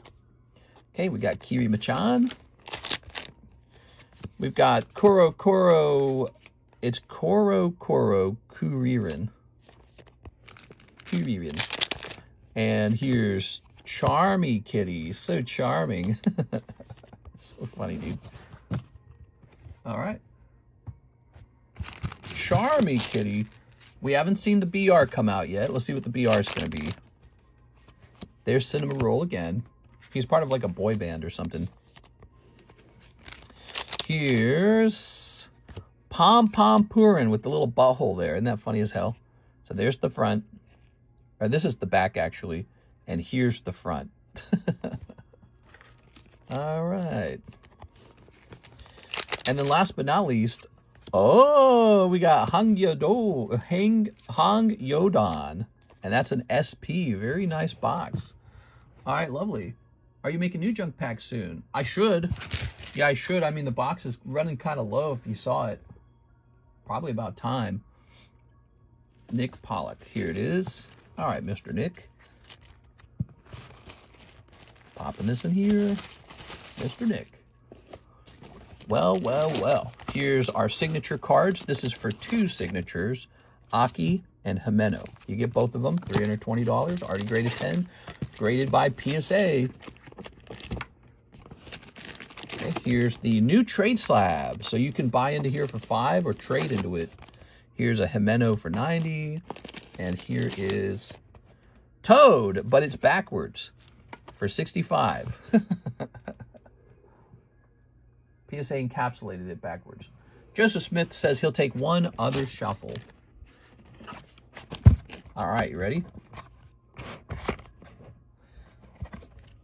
Okay. 1, 2, 3, 4. That's Hoot Hoot. Look at that Hoot Hoot. So cute. Lovely Hoot Hoot. So lovely. Okay, Hoot Hoot done. And we're jumping over here. Now, I would say it's 5:40, so we are doing well. We got like 20 minutes left with each other, guys. 20 minutes left before it's 6 p.m. and I hang up the phone. Let's go ahead and just show off. Let's grab this real fast. This was on the thumbnail today. It's OP16. OP17's around the corner, but OP16 actually has some cool cards in here, even if you don't count the mangas. Some of the mangas are maybe not as inspiring. We sold out of the OP16 Japanese case. Now we have an English case, just so that you guys can enjoy some of this. Take a look at this. This is fresh on the menu. Okay, The Time of Battle, one piece. All right, cool, man. And I'll place this here. Well, it should go in here, really. Give me a second. Looks like I need more energy cards. OP17 will be as expensive as OP13 since they're both anniversary sets. I have not even ordered OP17. I'm not being given any prices for it. Like my supplier, I've told him twice I'm ready to buy it. He hasn't responded. I don't like that about him. You know, it used to be in the past that he would just respond with like a price. Now he doesn't respond until the very last minute. I don't know why he does it that way, but it makes me very nervous. And he did that with the Bisai. And then at the very last minute, he came in with an abyss-eye price, and it was a really good price. So I don't get it. I don't know why he did that. You know, why he didn't just tell me the price sooner. Sometimes I get the feeling that what he's trying to do, he offers me all this other product that I'm not interested in. And sometimes I'm wondering if he's waiting for me to buy like something I don't want before he offers the good stuff. So I don't know what it is though. I just can't figure him out. Oh, so there's one pack of the Powerpuff Girls left. This is the very last pack of the Powerpuff Girls. We already removed it from the, we already removed that from the menu. I'm pretty sure we did. Mr. kind of looks like Whitebeard. You should get English since it comes out at the same time as Japanese now. Yeah, you're probably right. Maybe I should just pre-order a case of the English. Yes. All right. So we're going to place this pack over here. Powerpuff Girls. We had a new product hit the menu last night. You guys might have missed it. It's these weird Yu-Gi-Oh! Cardos. So these are not in great condition, but they're just old Yu-Gi-Oh! Cards. This. Like this. Okay, so you can send in, they're really cheap actually. They're $3 each. And they're like look at this one. This one's bent in half, but you just have to accept it if you pull it. So these are really old.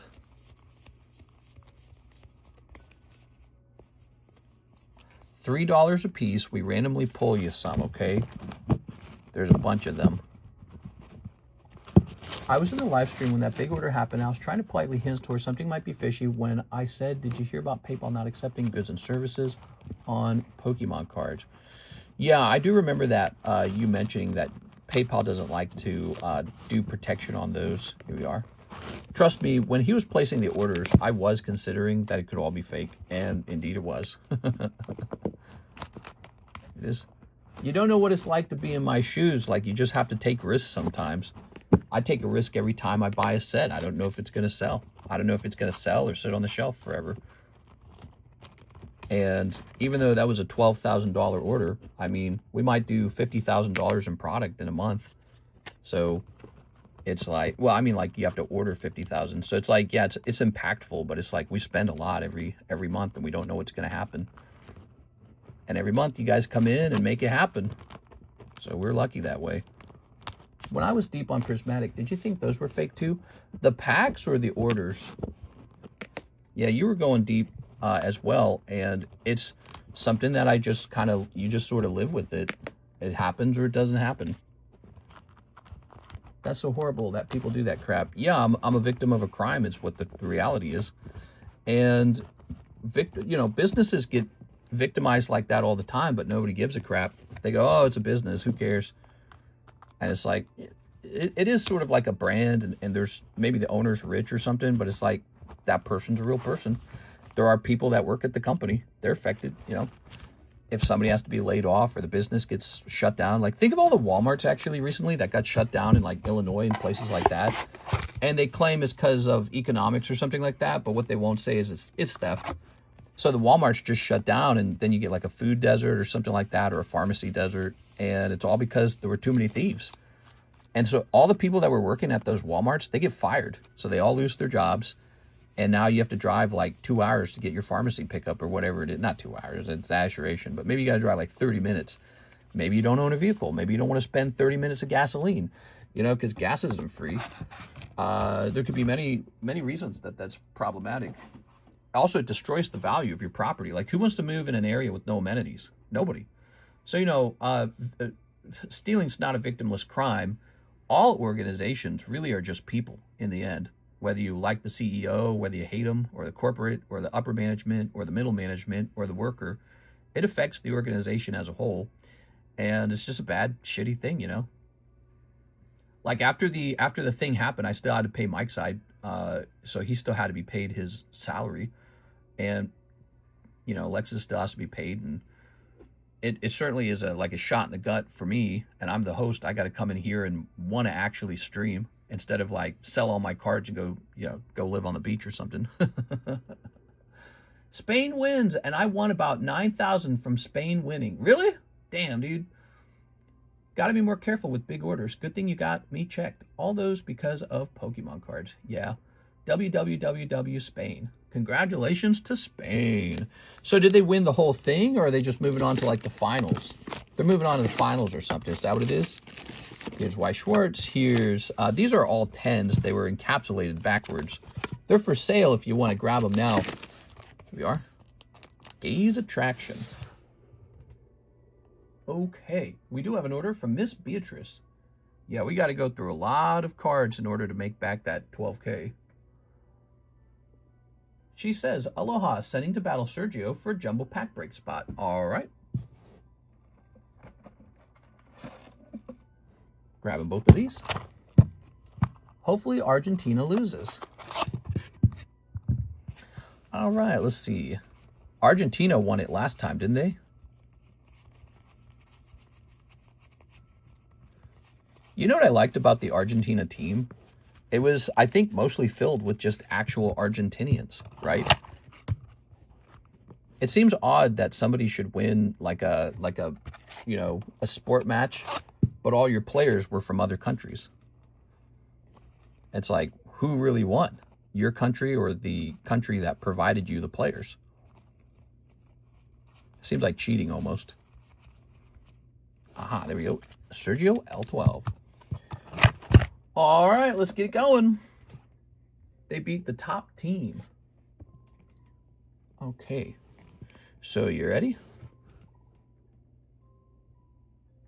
Nicholas Pollock. Authentication. Hell yeah. All right. Very good, man. I'm happy to see that. Great job. Okay, so now I will not sweat it anytime you place an order. Okay. No more paranoia. We're united. They didn't win it all yet. Soccer teams just want to get the best players on the teams, though, TCC. I get that. But what does it mean if your country wins, but, you know, like let's say France wins, right? But France doesn't have any Frenchmen on their team, like men who are genetically French. What does that mean? We are. All right. I feel like it's like when everyone loves Patrick Mahomes here in Missouri, we have Patrick Mahomes, the football player. He's from Texas. He's not from Missouri. So who's winning? Texas Patrick Mahomes or Missouri Patrick Mahomes? It doesn't make any sense to me. Here goes. I feel like the players should be homegrown, and then you can say, oh, Missouri won the Super Bowl. Then you can say that. So we got 130 versus 280. Boom. Sergio wins round one. Round two, you ready? Oh, no. Eradicate's not very strong. Oh, but it definitely still is stronger than Ditto. Ditto transforms into Eradicate, and round two is a tie. Round three. Okay. Togekiss, not bad. Togekiss instantly loses to Garchomp. Garchomp, one of the strongest cards. All right, I'm sorry, Beatrice. This is going to be a round for Mr. Sergio. Sergio, you get unusually lucky with these, man. I don't know what the deal is with you. All right. It's not the player's fault. The country was colonized by France. Let's grab this. Okay.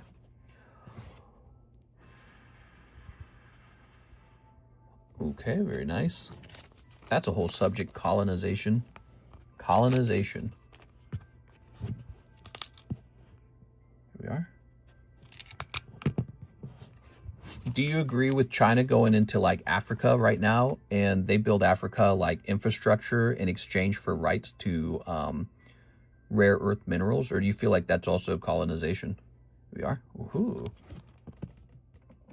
grab one of these. Good. Now, one spot going into that jumbo pack break. Thank you, NHWC, again. You're an amazing person. America shouldn't be in any sports. We're too diverse. America's maybe unique, though. America's like, it's like a new country, right? But it like, Britain's been around for, I don't know, thousands of years, right? So it's like, if you have a whole British team, but nobody on the team's genetically British, is it really a British team? That's a real question. It's not like a facetious like Nick Fuentes or some crap like that. I'm saying, what does it mean to be British anymore? Does being British mean you're actually British? If you have like a Japanese team and nobody on the team's actually Japanese, is it a Japanese team? They're playing for Japan, but do we call it a Japanese team? And I find that that's a question that, I don't know, if it, yeah, it's hard to say. I don't know why it matters, but some pit in my stomach says like it matters somehow, you know, like how we identify ourselves.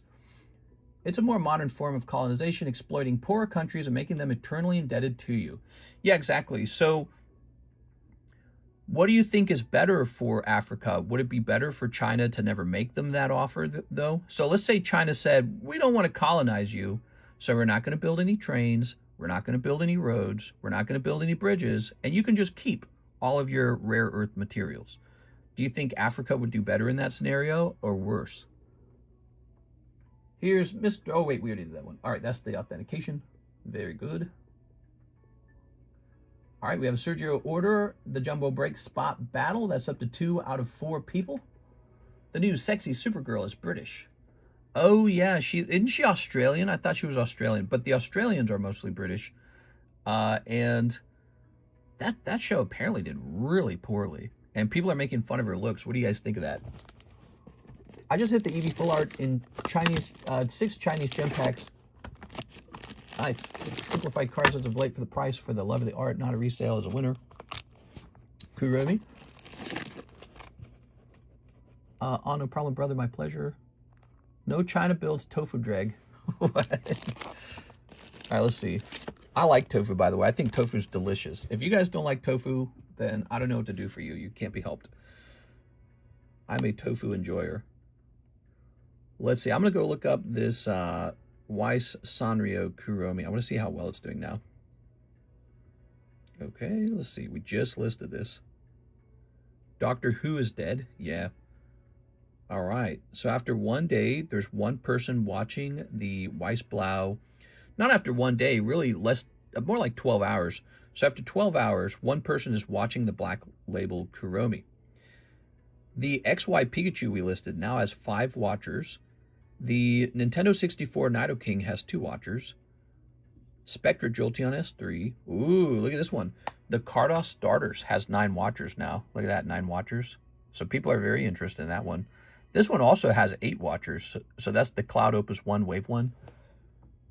This one's really interesting too. That's the Topps Chrome Black Panther Refractor 5. 13 watchers. It's pretty good. Interesting. So we got these listed up on eBay, and we'll see where it sells first. If someone was smart enough to answer a question of that magnitude, then we'd have world peace. But for the soccer thing, I think it's a matter of nationality versus ethnicity, and I think nationality matters a lot more.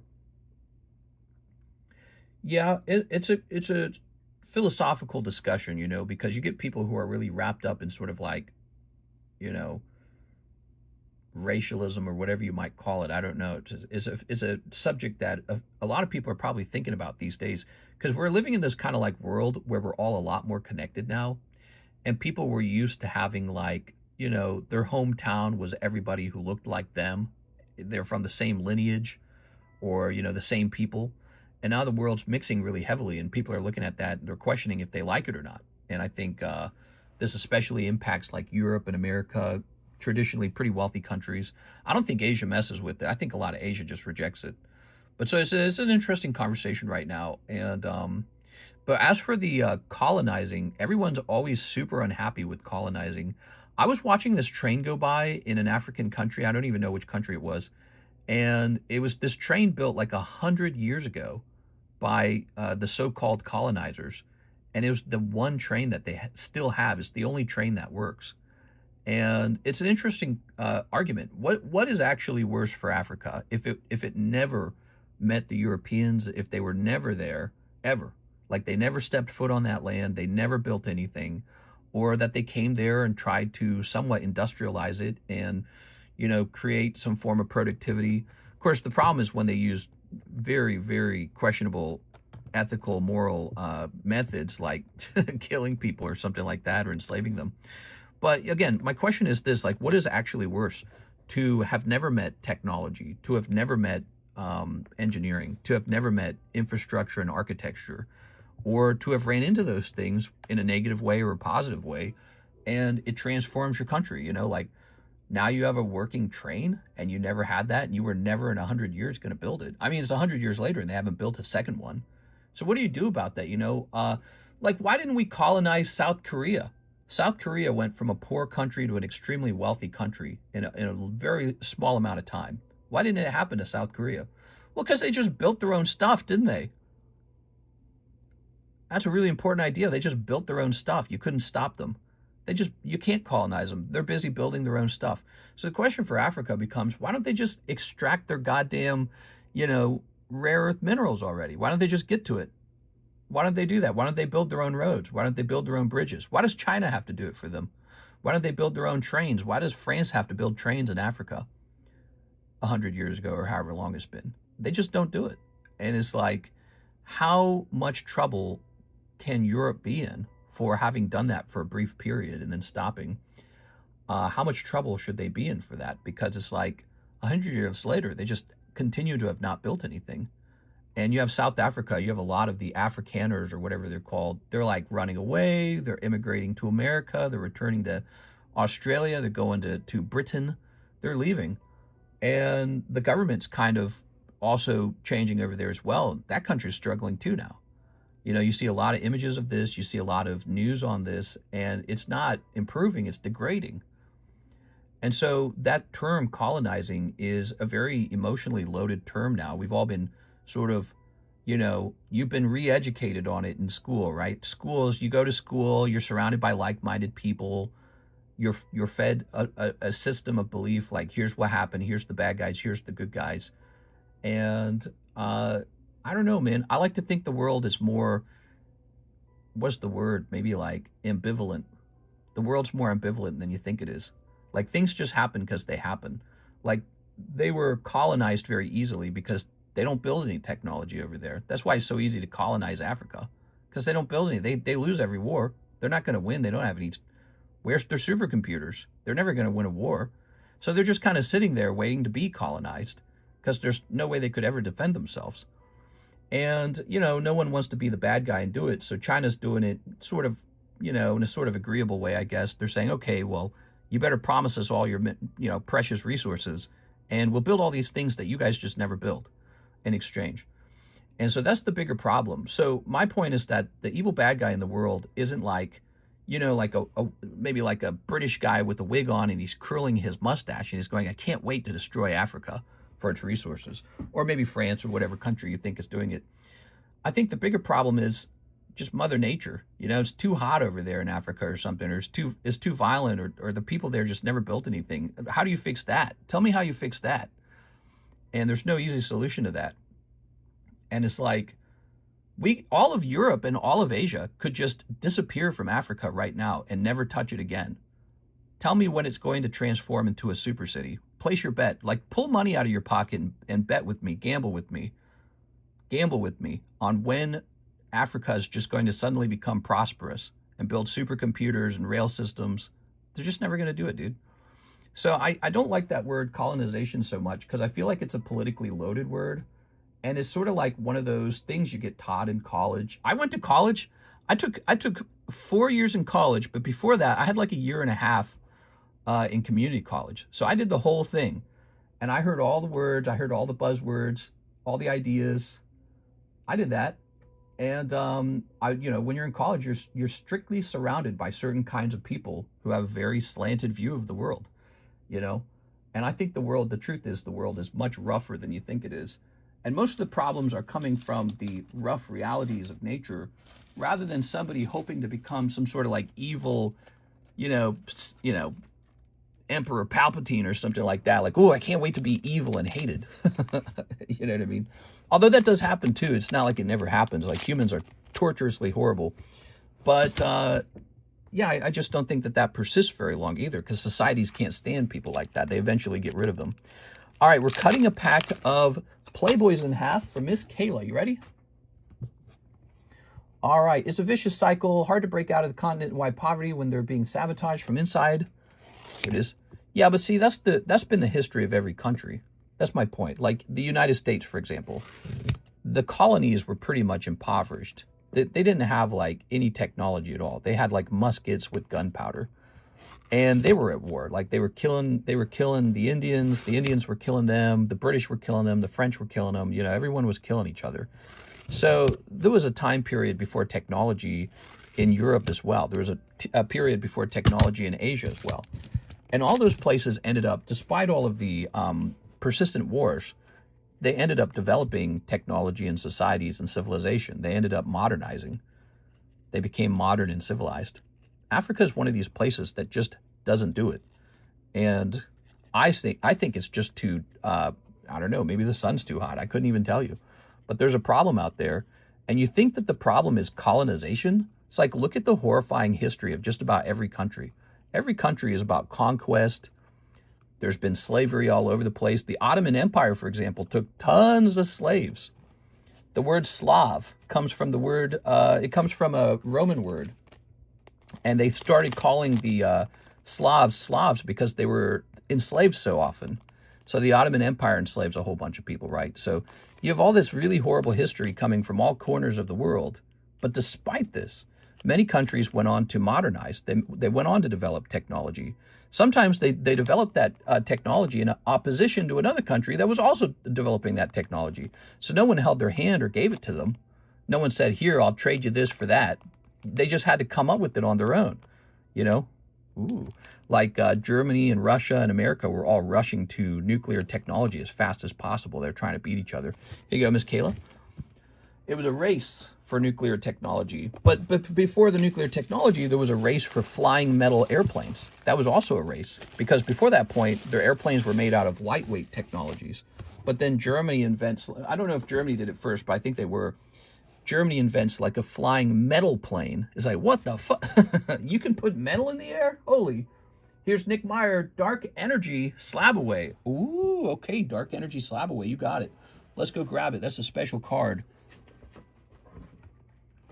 All right, let's see.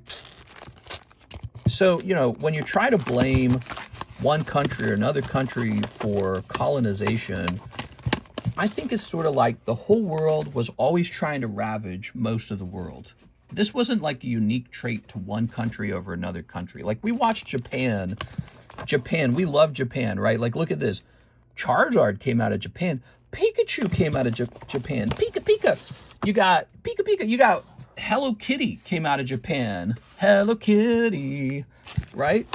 Well, Japan was busy massacring all the countries around it, including China. They were just massacring China. Dark Energy Slab Away. Oh, do you already have this card? Wait a second. Let me check and see if he already has this card. Why did I think it was a different card? Give me a second here. So they were busy massacring everybody, and yet all these Asian countries still ended up pretty much developing. Oh, he's already got it. Okay, you got it. So this comes down to $110. Very good. Okay, 110. Mr. Nick. Good job, man. Yeah, they all ended up developing anyways. China is one of the most advanced countries in the world. It's maybe the second most advanced country in the world now, despite the horrible things that happened to it, despite that stuff. And so that's why I go back again. It's like, you cannot just blame all of the issues in Africa on 100 years ago, France came in and, you know, was bad or something. You know what I mean? That was 100 years ago, or however long it's been. Now you go back to Africa and it's still basically just desert with a few bad roads, and not a single thing was built. How can you just blame that on France forever? How can you just blame that on whatever country it is forever? You know what I mean? And then you find out that the country in Africa has one working train. One. They've got a single working train that they all rely on, and it's lasted for 100 years. And it turns out it was the train they built during the colonization. What? Like this whole town is surviving off of the back of a single train, still working 100 years later, and it was French ingenuity that did it. They never copied it. They never reverse engineered it. They never improved it. What's going on over there? Like, that's really bad. You realize, like, that's horribly bad, you know? Really horribly bad. In the same time, you get countries like UAE and Qatar become some of the most beautiful developed countries. Africa is still just a sandbox. And you're like, what is going on over here, man?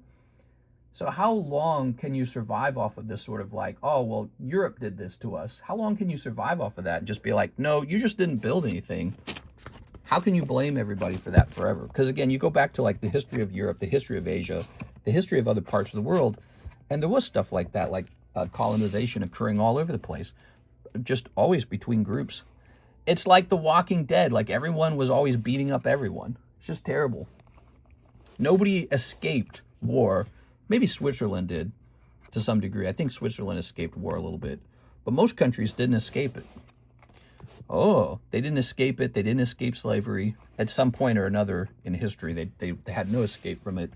Or, you know, serfdom, which I would argue we're still doing serfdom with the level of taxation that we have to survive under. That's Mr. Jack Woodworth. 3 cold ones. So that's a conversation. I like to talk about that. That's one of the thoughts on my mind. All right, let's see what you guys are saying. I don't completely disagree. It's hard to have this discussion over YouTube chat. Yeah. Just want to show you the good stuff, says Mr. Akatsu Cloud. Oh, yeah? Everyone talks about the Europe colonizing, but that's because it's the most recent colonization ever group within time. Yeah, every group within time has colonized or slaughtered other countries. Yeah, I think that's my point. And then despite that, despite all of the terrible bad things that have happened throughout history, most countries went on to build something. They really did. You know, and I point to Asia a lot because Asia is so kind of disconnected from what's going on in Europe. You know, they have their own thing going on, and you look at them and they just develop some of the nicest stuff in the world, unless you're North Korea, which they don't over there, I guess. I don't know. Despite being friends with China, they never build that much. But, you know, South Korea just super duper developed. They went from, you know, not that well developed to extremely developed, and it's super impressive too. But then you look at them and you look at their standards, and they're like highly educated, super educated. And now they're like making art, they're making movies, they're making TV shows, they're making super successful anime, they're making super successful pop stars. You know, it's the sign of an advanced civilization. They have technology that'll blow your mind. And in the same time period, Africa still can't put roads together. Like, what are you going to do about that? How are you going to blame that on colonization forever? Like, how long can we say it's just because of this thing France did 100 years ago? And then, you know, punish France for that? I don't know. Like, maybe what if France, like, paid the money? So let's say France paid reparations for colonization. Would they then go on to use that money to build something, or would it just be squandered? Would the people who received the money just move over to Europe? They'd say, I'm not going to fix Africa. I'm going to buy a house in Paris. Here's Tim Harrison, 5 Japanese OP10s. You got it, man. All right, Japanese OP10s. Tim Harrison. Ready? It's me, Mr. Nick. Oh, yeah. Did you say 119 left? No. Quite a lot more than that. So, Mr. Nick, you have Black Metal Energy Reverse Rocket Returns. It was slabbed away for $1,640.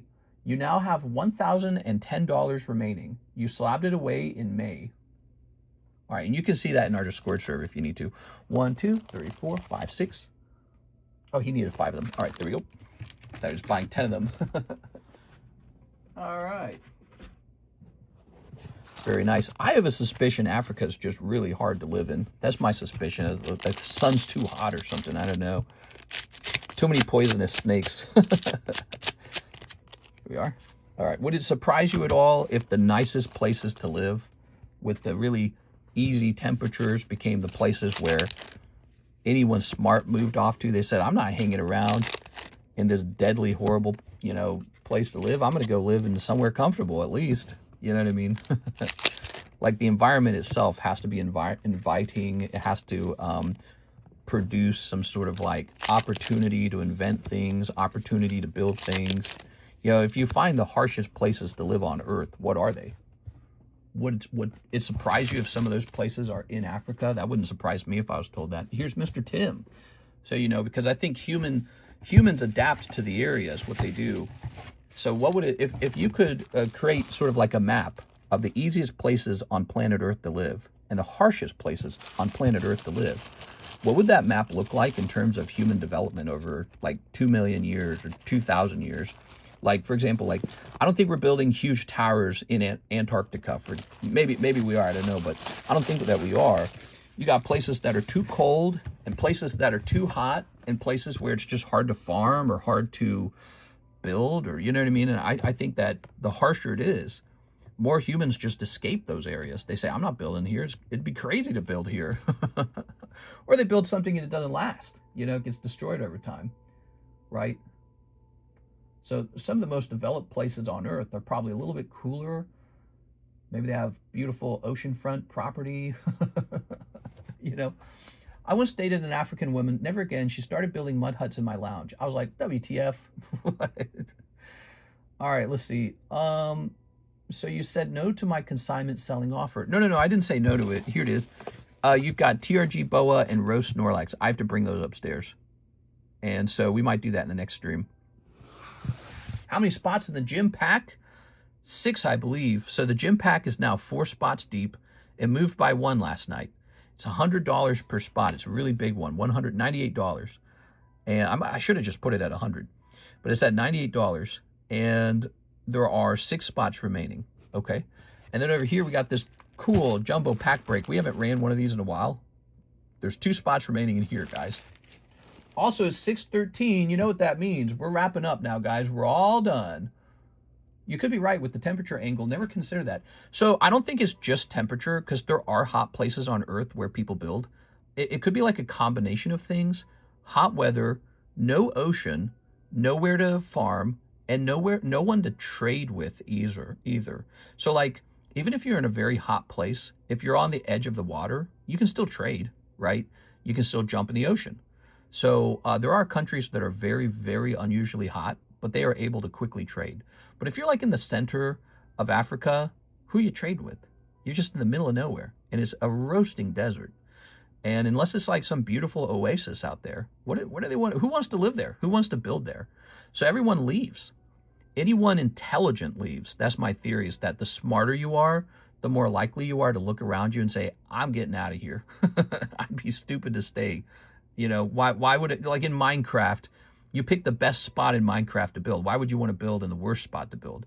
So that's my theory, is that it's just a very harsh climate, and the people there get roasted, and then they start to move out, and anyone smart definitely either dies or moves out. That's another theory I have. So the harsher a place is, I think you get a harsher dichotomy between the men and the women. The men become like super soldiers, you know, like super, super aggressive.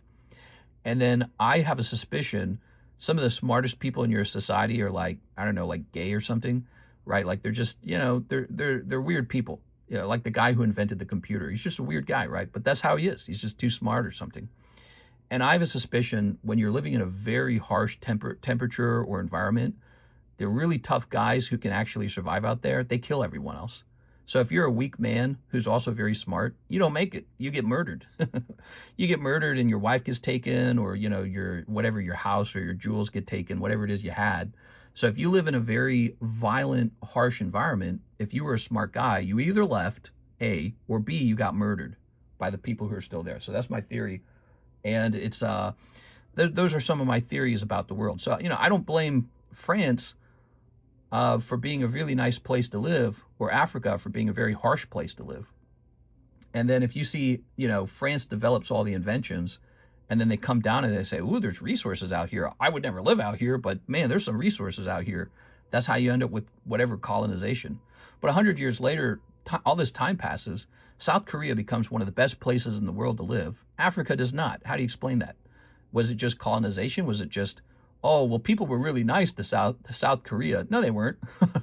The Chinese were mean to them at some point. The Japanese were murdering them. North Korea and South Korea had a civil war. So they were constantly embattled, but they still developed. And so maybe it's just nicer to live there. Maybe the weather's nicer. Who knows? That's my theory, is something like that. I would like to try a diamond here. I know a guy I used to work with that is working in oil and gas in South Africa. You've sent trillions to Africa and they haven't done anything. Yeah, that's Mr. Magician's hobby is correct. America and Europe have sent unbelievable amounts of money to aid Africa, and they built literally nothing with it. We should have just built more stuff in our own country to give a better life to our own, you know, family and friends, instead of trying to save Africa from itself. Now, you can say that in hindsight, we probably didn't know that. It was an experiment. No one's ever done anything like that in world history. In world history, one country has never given trillions of dollars to another country just out of kindness. That's never happened before. So we give all this money away, and it's still a hellhole over there. But what does that tell you? If you keep sending the money, it's just going to remain a hellhole. It's not a fix. It never was.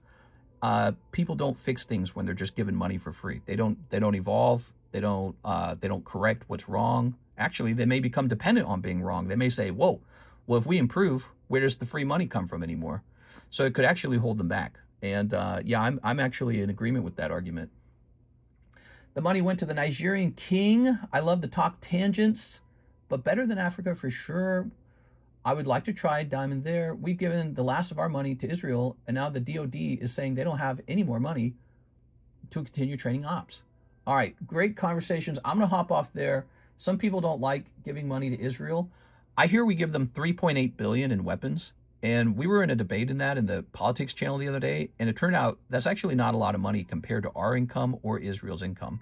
So I think what America could easily do is just stop giving them money.